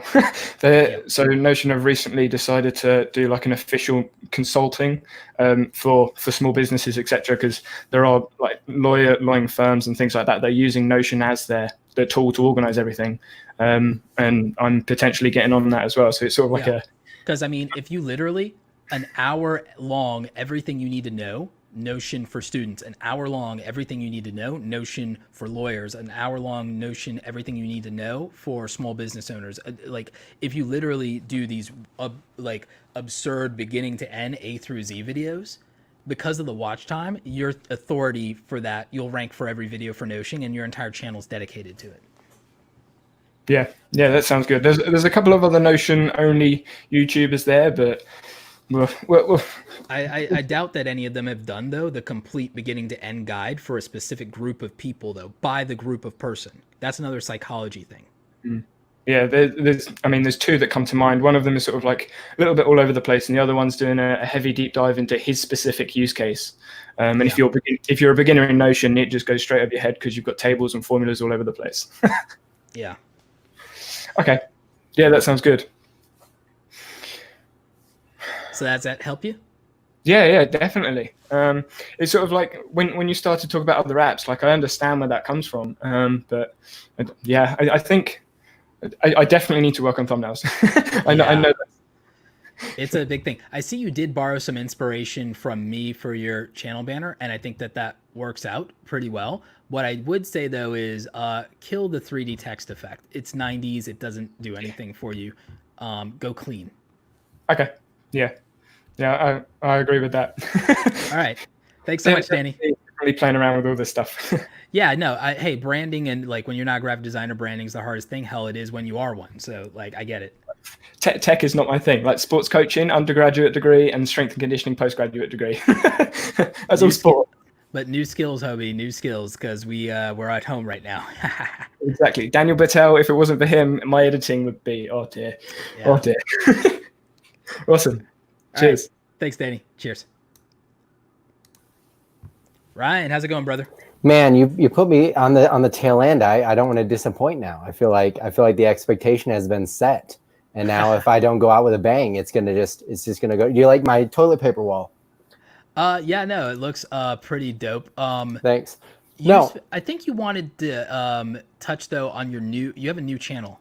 Right. So I was basically like, we had someone else, Stephanie was on earlier talking about her journey with MS and stuff like that. So recently, about a year ago, I was diagnosed with something called small fiber neuropathy, which is peripheral neuropathy is a pretty common problem associated with like a lot of different diseases. But I was surprised at how much lack of awareness there is about it. So basically, my whole channel, which is just my name, Ryan Mitchell Brown, started around the idea of spreading some level of awareness to these types of illnesses. I didn't want to just specifically invisible illness. Specifically invisible illness. And since I've started, I've uploaded like 20 videos. One thing I've been doing recently is I want to, like you say, provide value beyond, and I want to provide value somewhat beyond just my experience with it. So I've been doing some things where I've interviewed experts that, whether they're like neurologists or experts in some sort of neurological field, and I would interview them because they can provide more intellectual, informational value than I personally can, because I myself am not a scientist or a doctor. So you're facilitating. You're facilitating access to information that people would not have on their own, or not even know where to begin to who to seek out. Right. And something, I guess, what I wanted to talk to you mainly about recently was, before I started this channel, I was doing commentary and comedy. And that's truly where my life's passion lies. Like, it's part of you that you always have like some level of passion that never dies. And I want to know how, so it's really a two-part question. The first part is, I don't want to quote limit my channel to just invisible illness, because I've found that invisible illness generally has to do with a broader sense of your overall health rather than just one specific thing. So I'm trying to look into ways of broadening the channel into more of an overall health channel. You've done it with the initial value proposition in the title of the banner, with life hacks for living with adversity. Right. And so adversity comes, as you know, in different forms. And it's not just invisible illness, it's sometimes very visible illnesses as well. And so there's collaboration opportunities that allow you to do that. But then there's also the motivational, inspirational things, which means you can do things like, you're familiar with the video essay format of Coffee Break before he started doing his CoffeeZilla thing. I love his early work. I still like his CoffeeZilla stuff from time to time, but I find myself watching in most of his old videos. Even on that channel, I like watching his coffee with interviews of people that are very thoughtful, and I love these deep hour-long conversations, but that's just personal preference. But I bring Coffee Break up because the video essay format is powerful for storytelling around ideas. And I think for you, ideas and inspo and challenging adversity and social commentary around big issues can be powerful. But I think that what people will gravitate to and talk to, like for those, there are two things that work very well. Well-produced video essays, where a lot of it you could lean on editing and stock footage, but also short films done that are thoughtful, because Matt Diavella tackles issues in the form of cinematic vlogs that are narrative in nature. So I think that you can take the formulaic approach of filmmaker turned YouTuber Matt Diavella for producible short form content that is very powerful and impactful and could be word of mouth around anything you want to talk about, which could be about life, about things we will encounter in life that are difficult, or things that can help us face the difficulty in life with confidence or inspiration or motivate. You know, you can become a very powerful figure in that way. So you can look at, and I know you're familiar with Matt Diavella's work, like you could look at what your version of that is, but once in a while, a big, long format piece of content similar to what Coffee Break has done around something that you can use snippets from the interviews with the experts into, where you can like repurpose some of the content and then but make a big narrative, big story, and use things that may have been left on the cutting room floor from other things, or again, small snippets from a full interview that can be referenced that are meaningful. You see what I'm saying? So there's there's a lot you can do with this. You don't have to feel pigeonholed at all. Right. And then for your commentary and comedy stuff, you could just shift it from, I know the easy thing is talking about small minds talk about people. So the lowest common denominator, easy views, events, average people talk about. This is the channel for your ideas. You can talk about people or events on that other channel. What I would just like to see from you is you, instead of dipping into other people's controversies, maybe, I would start to even lean toward people who are in a controversy that has a bigger deal behind it, like things that are happening in the moment, real time, that also will like real big impact type stuff. I mean, I hesitate to say it, but even with what's happening right now, something around influencers not talking about it would be a very healthy form of social commentary that still, it's like more, people will watch it. It could have the same scale as a drama video without being a drama video. Yeah. Drama psychology can still work without being drama driven. That makes sense. And that's something that, I mean, I've talked about with you in the past, was like moving away from that, because it's just I've never really quite enjoyed it. I've just seen it work for people. And that's kind of the thing you gravitate towards, is like, oh, it works. But it really just, and especially like lately, I've just seen like just the mindset that you have to be in to make any of the videos work. I can't see it ever leading to it benefiting your mental health. Well, your mental health has been negatively impacted by it. Yeah. And because of the place you have to go to, and then being able to stomach, you have to make content you can live with. And yeah, exactly. The thing is, without developing other problems, it's not a long-term viable proposition unless someone becomes a character instead of themselves. Unless someone becomes a character and can distance it and it becomes performance art, it's not long-term mentally or financially sustainable. And it's because I've talked to other people who are fairly large who have actually talked to me about it, and like they're like, some of them are looking at exit strategies, but like what I've always thought of for you is to become more like Stephen Colbert or Trevor Noah, and use the psychology of what you've seen work. But instead of going there, almost become more news, just like Philip DeFranco did, but with comedy. But you would be more comedy, but you would be serious too. So I think more Trevor Noah and Colbert for you. Gotcha. But I literally think you could just see, you want to know what works? I mean, Philip DeFranco's stuff works. And people took him seriously when he went more news than internet-y drama. But you can find the intersectionality of internet-y stuff and real world issues. And right now, this issue, or looking at what, like, you could look at like Killer Mike and like his impassioned speech to the Black community right now, and then you could look at a social media influencer, put both of them in the thumbnail with you in the center with a goofy face, and then you have the ability to interject your own feelings after you've presented the facts and you've led with, here are the people you really care about, here is me taking it seriously, here is me trying to find some silver lining and maybe a morbid joke in it that you won't be offended by, but that sums up your feelings of exhaustion or whatever you're feeling. Like, become a surrogate for the humor should become a surrogate for the audience. Yeah. But it also should be clearly stated when, and obvious when it is a joke or a bit, and that it is, again, the surrogate for the audience's feelings. Right.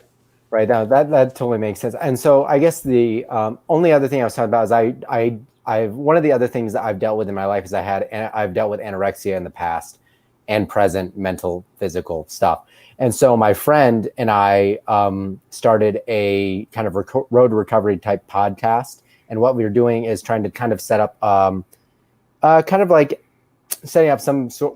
We're both actually certified nutritionists. I recently, because of the whole pandemic thing, people have been offering like free university classes and stuff. So I actually got like nutrition certification and stuff through university. Yeah. So what we decided to do was use our podcast to basically start doing nutrition coaching and stuff like that as sort of like a back end, like mini income strategy, because none of this other stuff is like generating income within it's not itself. Financially, until you move the other thing with your main channel to being more like a Philip DeFranco type thing, and then it can be sponsored. And also you can sell merchandise more easily to that audience. by making memes of the moment. Yeah. And by that I mean you can find a silver lining in the moment and make a meme out of that. I mean, just like Phil's son with the, oh, one day we'll all be skeletons. There's like, Yeah. oh, that's true, and that's dark humor, but it's not offensive, so it's like best-selling item they've ever had. Exactly. So I can help you figure out, I'll talk to you in DMs, I can help you figure out how to monetize things you do have properly and thoughtfully. But I think that you shouldn't underestimate the vehicle you have. I can teach you also from a consulting and coaching business side of what you guys could be doing with the nutritionist stuff. While it's not my field of expertise, the coaching thing is. So it's just a matter of just fitting it into that. But I think the podcast is the funnel for awareness for that business more than the YouTube channels are. Yeah, exactly. Yeah. That's kind of what we were thinking, and we're basically just going to use that as our platform for that kind of stuff. Yeah. Yeah. But I think that I think that both channels can have great sponsorship opportunities. You have to be careful on the other channel for the the invisible illness and chronic pain stuff. You have to be careful with sponsorships on that.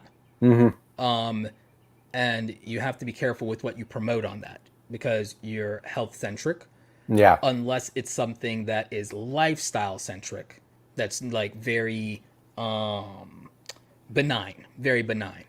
The business model of that channel is mostly sponsorship and ad revenue, and maybe general affiliate marketing through Amazon, books obviously, but also general health, lifestyle, blenders, and like very like innocuous things. Right. So I actually did have one question, and this is something we'll probably have to just talk about on and off in the DMs. Is I've been watching someone because I do have, and like Colbert's someone that I just connect to anyways. I love that guy. But there is a kind of health channel called Vegetable Police, and he's a health channel, but it's kind of like a sarcastic take on a bunch of like health trends and stuff, and he does like these open commentaries on them, and he has a very specific style to that. The Graham Stephan show does it with financial stuff and watching people's ads that run on YouTube and watching flexing videos or budget videos, or you could basically do something similar to either of those channels and basically do some reactions to these things and then interject your commentary, and that would still play to the humor that's inside of you. Right. Because I think my thing is probably me just getting in my own head was as I've made these videos and I talk about like my neuropathy and stuff like that, I feel like my message has always been to not let your illness become your identity. But in a way, by doing this, I've let my illness become my identity, because that's all I talk about. You know what I mean? So I'm trying to find ways to kind of push outside of that a little. Does that make sense? It does, but the problem is you're letting what you are on YouTube become your identity. Right. You've always struggled with that from as long as I've known you, is if you're making this YouTube content, then that's what or who you are. But that's normal, because how old again are you, Ryan? I'm 24, man. I'm getting old. You're no, I'm over the hill gang here. I'm about to be 36. #over the hill gang, y'all. But no, I'm like on the air. As far as the internet concerns, I'm a damn senior citizen. It's a good thing I'm good at my job. So with you being 24 and you grew up with YouTube, the problem is that whatever someone is on YouTube is their identity as far as the YouTube community is concerned, but that's not real. Right. And you are living, but unfortunately, because of your circumstances, you're living more in the real world now than you were. Yeah. You know, the internet-y world is now to you truly an extension of the real world, because things got real for you. Yeah, I mean, I'm honestly thankful for that. That was probably one of the greatest blessings I've ever had. So I mean, horrible circumstances sometimes give us a revelatory, moment and everything. I mean, I feel that like one of the worst things that ever happened to me in life was I got profiled and assaulted by vigilantes, but it was a wake-up call to, I have to make my life meaningful, and I really got a healthier sense of my mortality. Getting a sense of your mortality, you and I both had different roads to that. It changes your entire perspective of what is and isn't real and how you view the world. And what meaning and value take on in terms of, thoughtfulness. And so I think you have to start to separate your internet identity from your actual identity, because the only reason that your illness is becoming your identity is because how invested you are in whatever you are to the internet. You've always framed your identity in relation to the internet for as long as I've known you, and probably longer than that. Yeah. And that's not uncommon for people of your generation and your age. And for people of my generation, they did it with their jobs and their careers or their education.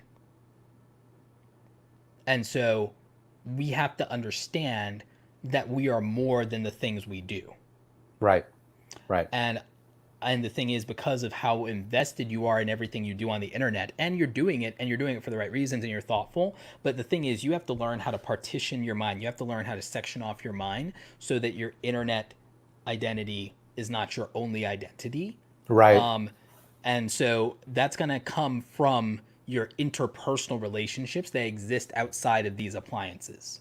And it's going to come from the things you do that are not this, and are not directly related to the maintenance of your illness. Right.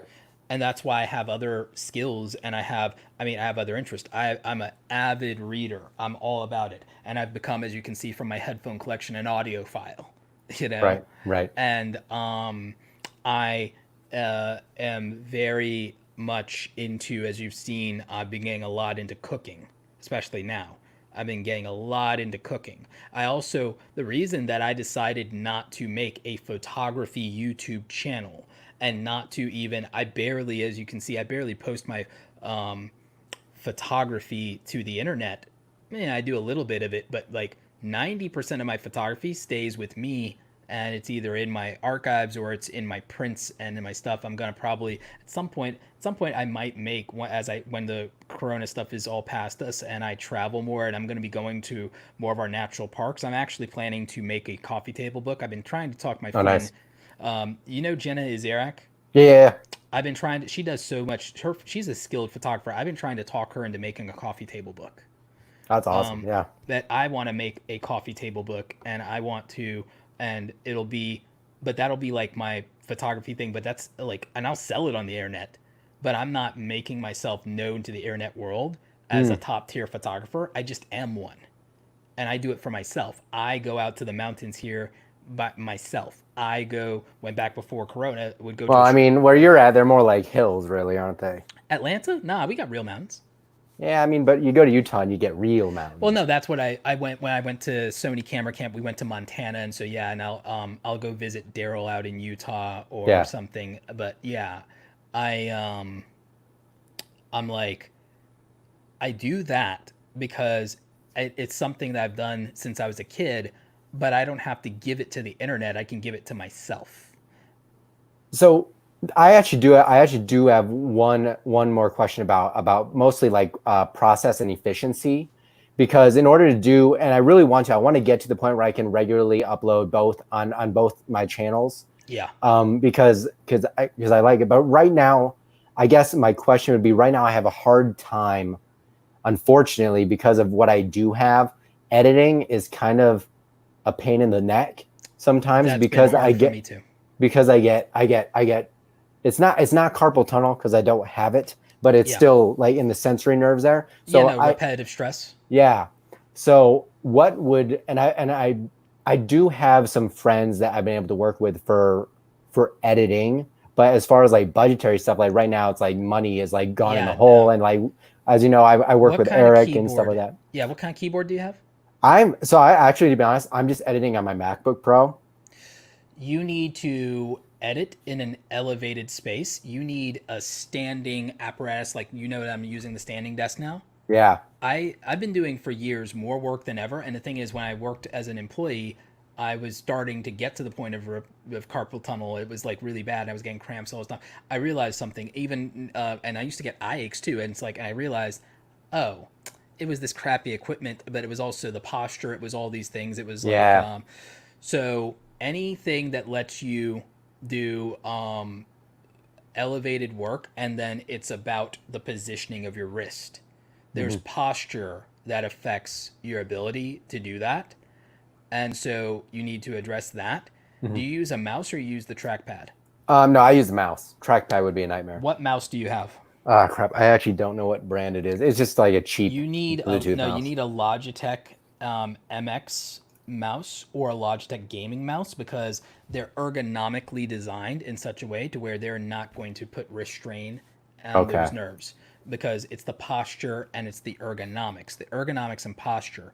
So that's a part of it. It's also why I bought a mechanical keyboard. There's some very affordable ones.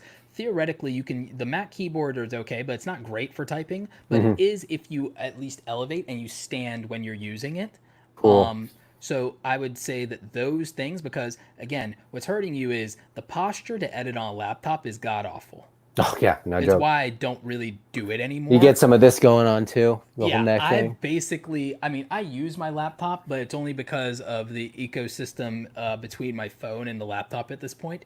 I prefer my desktop and I prefer my 2 standing desk, and it's like all I do. And when I have to sit, I use a good chair. Thank God for Main Gear, not a sponsor, but they did donate this chair to me because they wanted to save my back from editing, because I stopped uploading a lot because it was so painful to edit when I was having back issues. And sometimes I screw up my workouts and I end up hurting my back, but this chair saves me. And so is the standing desk that I bought. So I would say posture is a big part of your editing issues. Also, simplifying your editing workflow by simplifying and getting more just speed efficient and not being fancy, because I think that's a big thing I wanted to ask you about too. And I feel like I've done a little better than I did like back in the day a little bit, but it's still like I feel like I go way too excessive on trying to add stuff, and it doesn't even help with like retention or anything. No, if it's not helping with retention, screw it, and use performance and use the topics. Topics are what get views, and if you want retention, it's about delivery.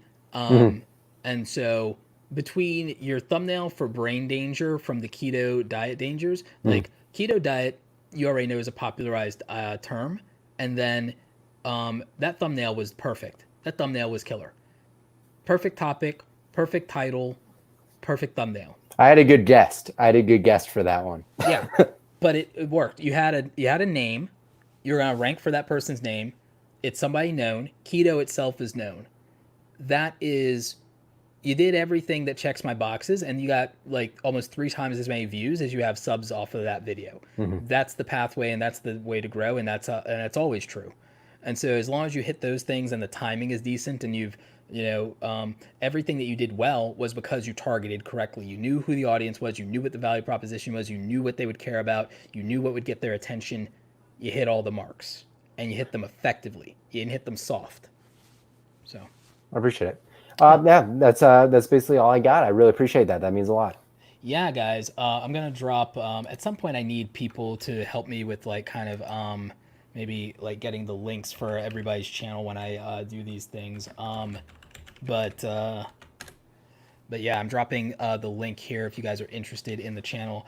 No, I think you're doing a good job. I've always felt you are a talented content creator.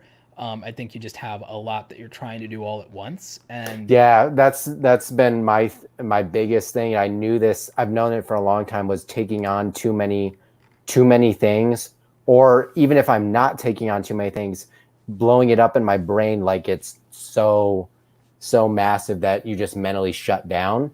So it's mostly about managing that mental side of it, honestly. Strip the other channel down to a way that would allow you to do a simple format and go more like the Philip DeFranco show. The Philip DeFranco show is the perfect proof of concept for simplified content in that manner. That's true. And then for this channel, Hank Green.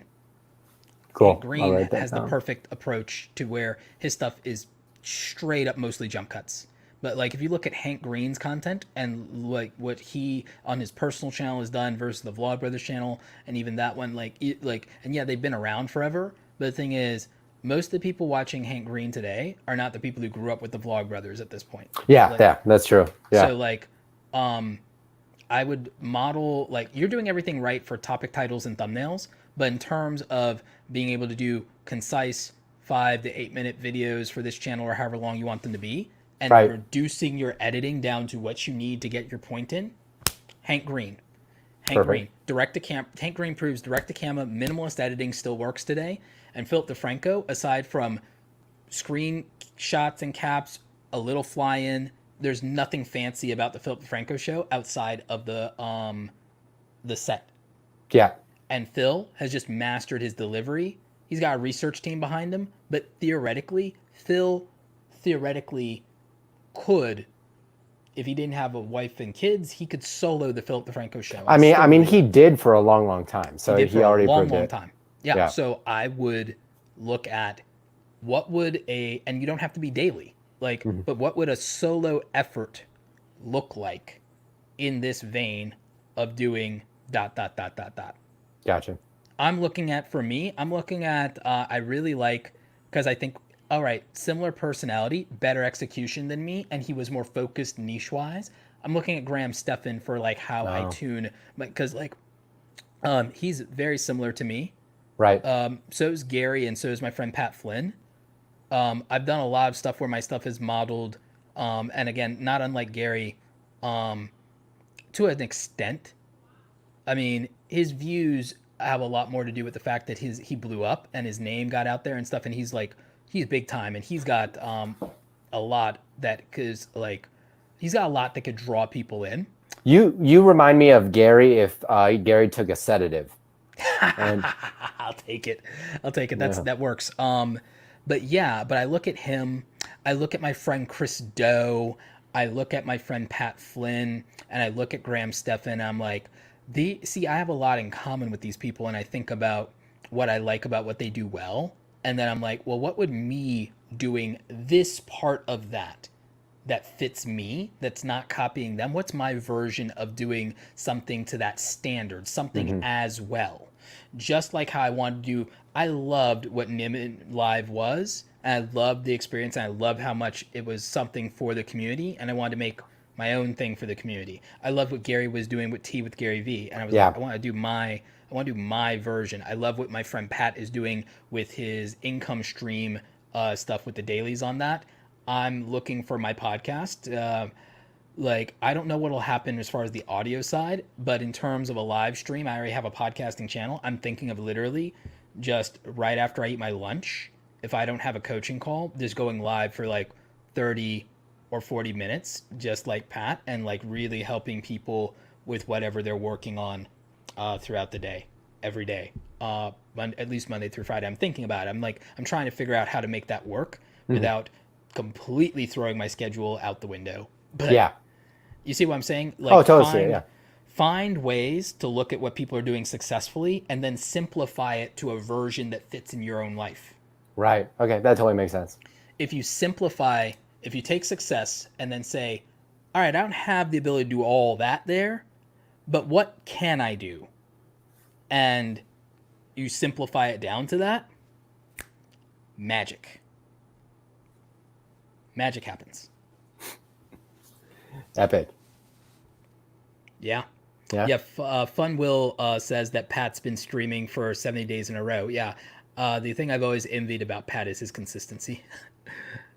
It's so, templates for editing is definitely a thing. You know that I structure everything I do, and I basically I learned by working. Here's the other thing. A lot of people, and then I'll let you go so that you can get back to the rest of your day, and then I've got to probably eat lunch here before I die. But the thing that I would tell people is that I genuinely believe that my time in corporate America benefited me so much, and I think that people are too scared to get a quote unquote what people want to call, I don't believe in the words real job, but I'll just use it here. People are scared to get a real job or a traditional job or a conventional job, and getting stuck can happen no matter what you do. You can get stuck in your YouTube channel and outgrow it and be stuck with that character you made when you were a goofy kid. Shane Dawson had to deal with that. But I learned so much about structure. I learned so much about being able to systematize things. I learned so much about whenever I have a goal, I need to put support and resources behind that goal.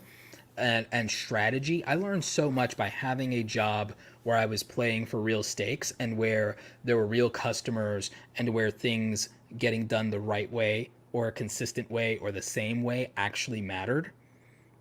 And I I think I would not be successful today if I hadn't worked a job that, and again, I had a shitty boss, but but I learned from him.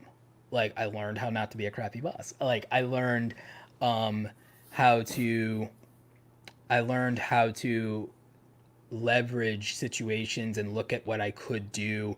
I learned the importance of having a protocol behind what I do and having thought behind it and not just winging every damn thing, which a lot of people want to do when they work for themselves is they wing everything.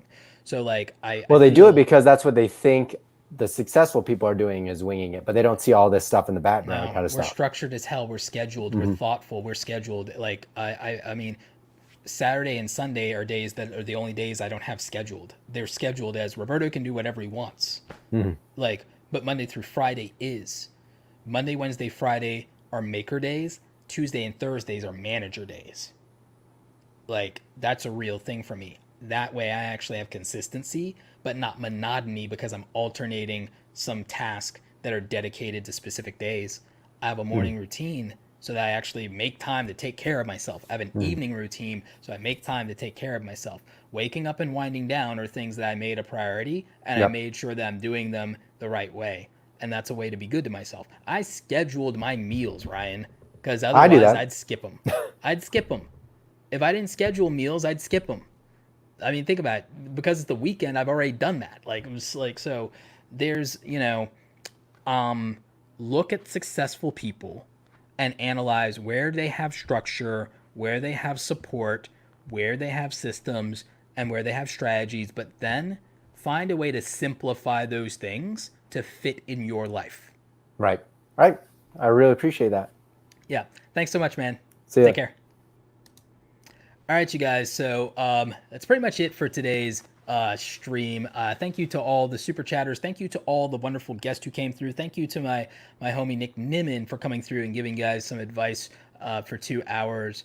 I really do appreciate everybody who has been here and given me part of their Sunday afternoon. Please make sure that you are checking out the other videos that I have here on the channel. But also, if you guys could do me the hugest favor in the world, and if you could check out my other channel, Real Talk with Roberto Blake. It's something that I'm really trying to work on a lot more, and I'm trying to post some more consistent content over there so that I can talk about things sometimes that aren't business or aren't YouTube. So if you guys want to check that out, just like search for Real Talk with Roberto Blake. I think I also linked to the description to the channel, but yeah, there are things I like talking about that sometimes aren't business, and in a lot of these videos I talk about them with other people in the real world. But with Corona, I'm actually going to do a few videos where it's a solo of me, and we're probably going to do more solo videos every week, and I'm going to probably do reaction videos to things happening in the internet. Like I want to react to Joe Rogan moving, not selling out, but moving from YouTube to Spotify. I really do want to talk about that. I want to talk about what happened with the contracts with the girls with the Call Her Daddy podcast. I want to talk about, I kind of want to talk about what's happening right now with this situation with the riots at some point when I can collect my thoughts about it a little bit more. But I want to talk about things that are happening in our world and on the internet on this channel. So if you guys could support this channel in any way by watching some videos, subscribing. I'd like to also get it to the 4,000 hours of watch time for monetization at some point soon. So if you guys, there's like 9 videos out. I'm planning another video for this week for it, maybe 2 videos. And I want to play with some different formats. I want to try the formats of reacting to things on the internet, reacting to articles. I want to also do some just personal rants on this channel about things that are happening and things that I feel. I want to tell some stories on this channel about what my own journey has been like. And also things that I learned in my 20s and 30s that I think are just meaningful little life lessons. And so I want this channel to be more personal and a way to connect with you guys, and also a way for me to connect with other people that I'm talking to in the videos that I meet in the world. And so I want to do that over on that channel, versus I want to kind of get this channel on track to being a lot more around tutorials and how to, and about navigating the new entrepreneurship that comes in the form of being a creative entrepreneur. Being a creative entrepreneur could be you being a performer, an entertainer.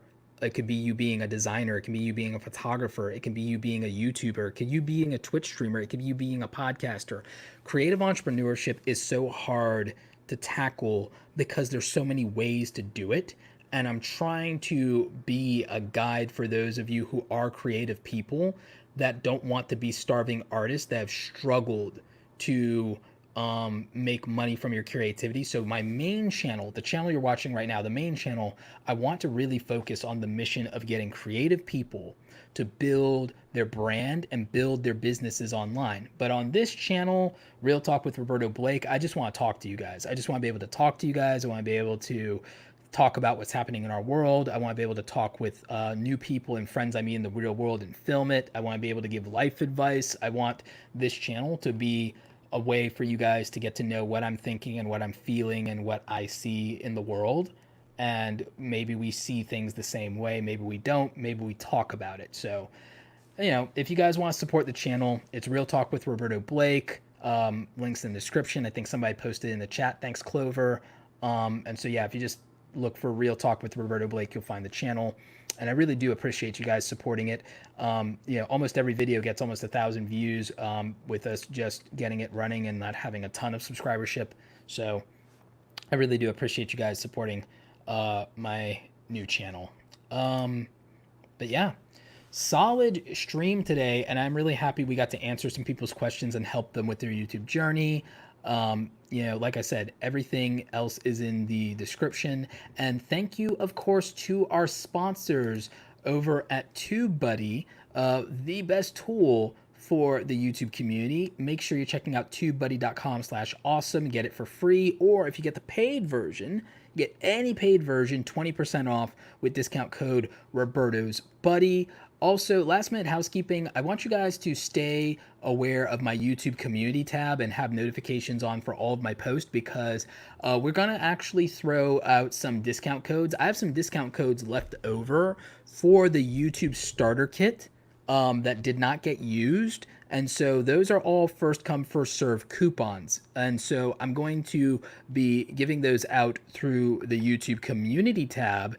And so you guys will definitely want to make sure you are following me in social media, that you're looking at the community tab, that you're checking in with the channel. There's all kinds of cool opportunities and stuff going on. So again, thank you to everybody who joined today. Thank you to everybody who stayed to the end. Thank you to everybody who showed up. Actually, I have a great conversation with Leela in the latest video, the one titled "Clout Means Nothing." And it's a really powerful conversation, because you'd be surprised what you can accomplish if you don't think of yourself as a small YouTuber and you just think about the impact your content can make. And so me and Leela had a great conversation about that. It's not an interview, it's an actual conversation. So make sure you guys are checking that out. And yeah, I need to go eat because I'm gonna die. And I need some water just like Nick. So thank you guys so much. Stay awesome, and I will catch you on the next one. Take care.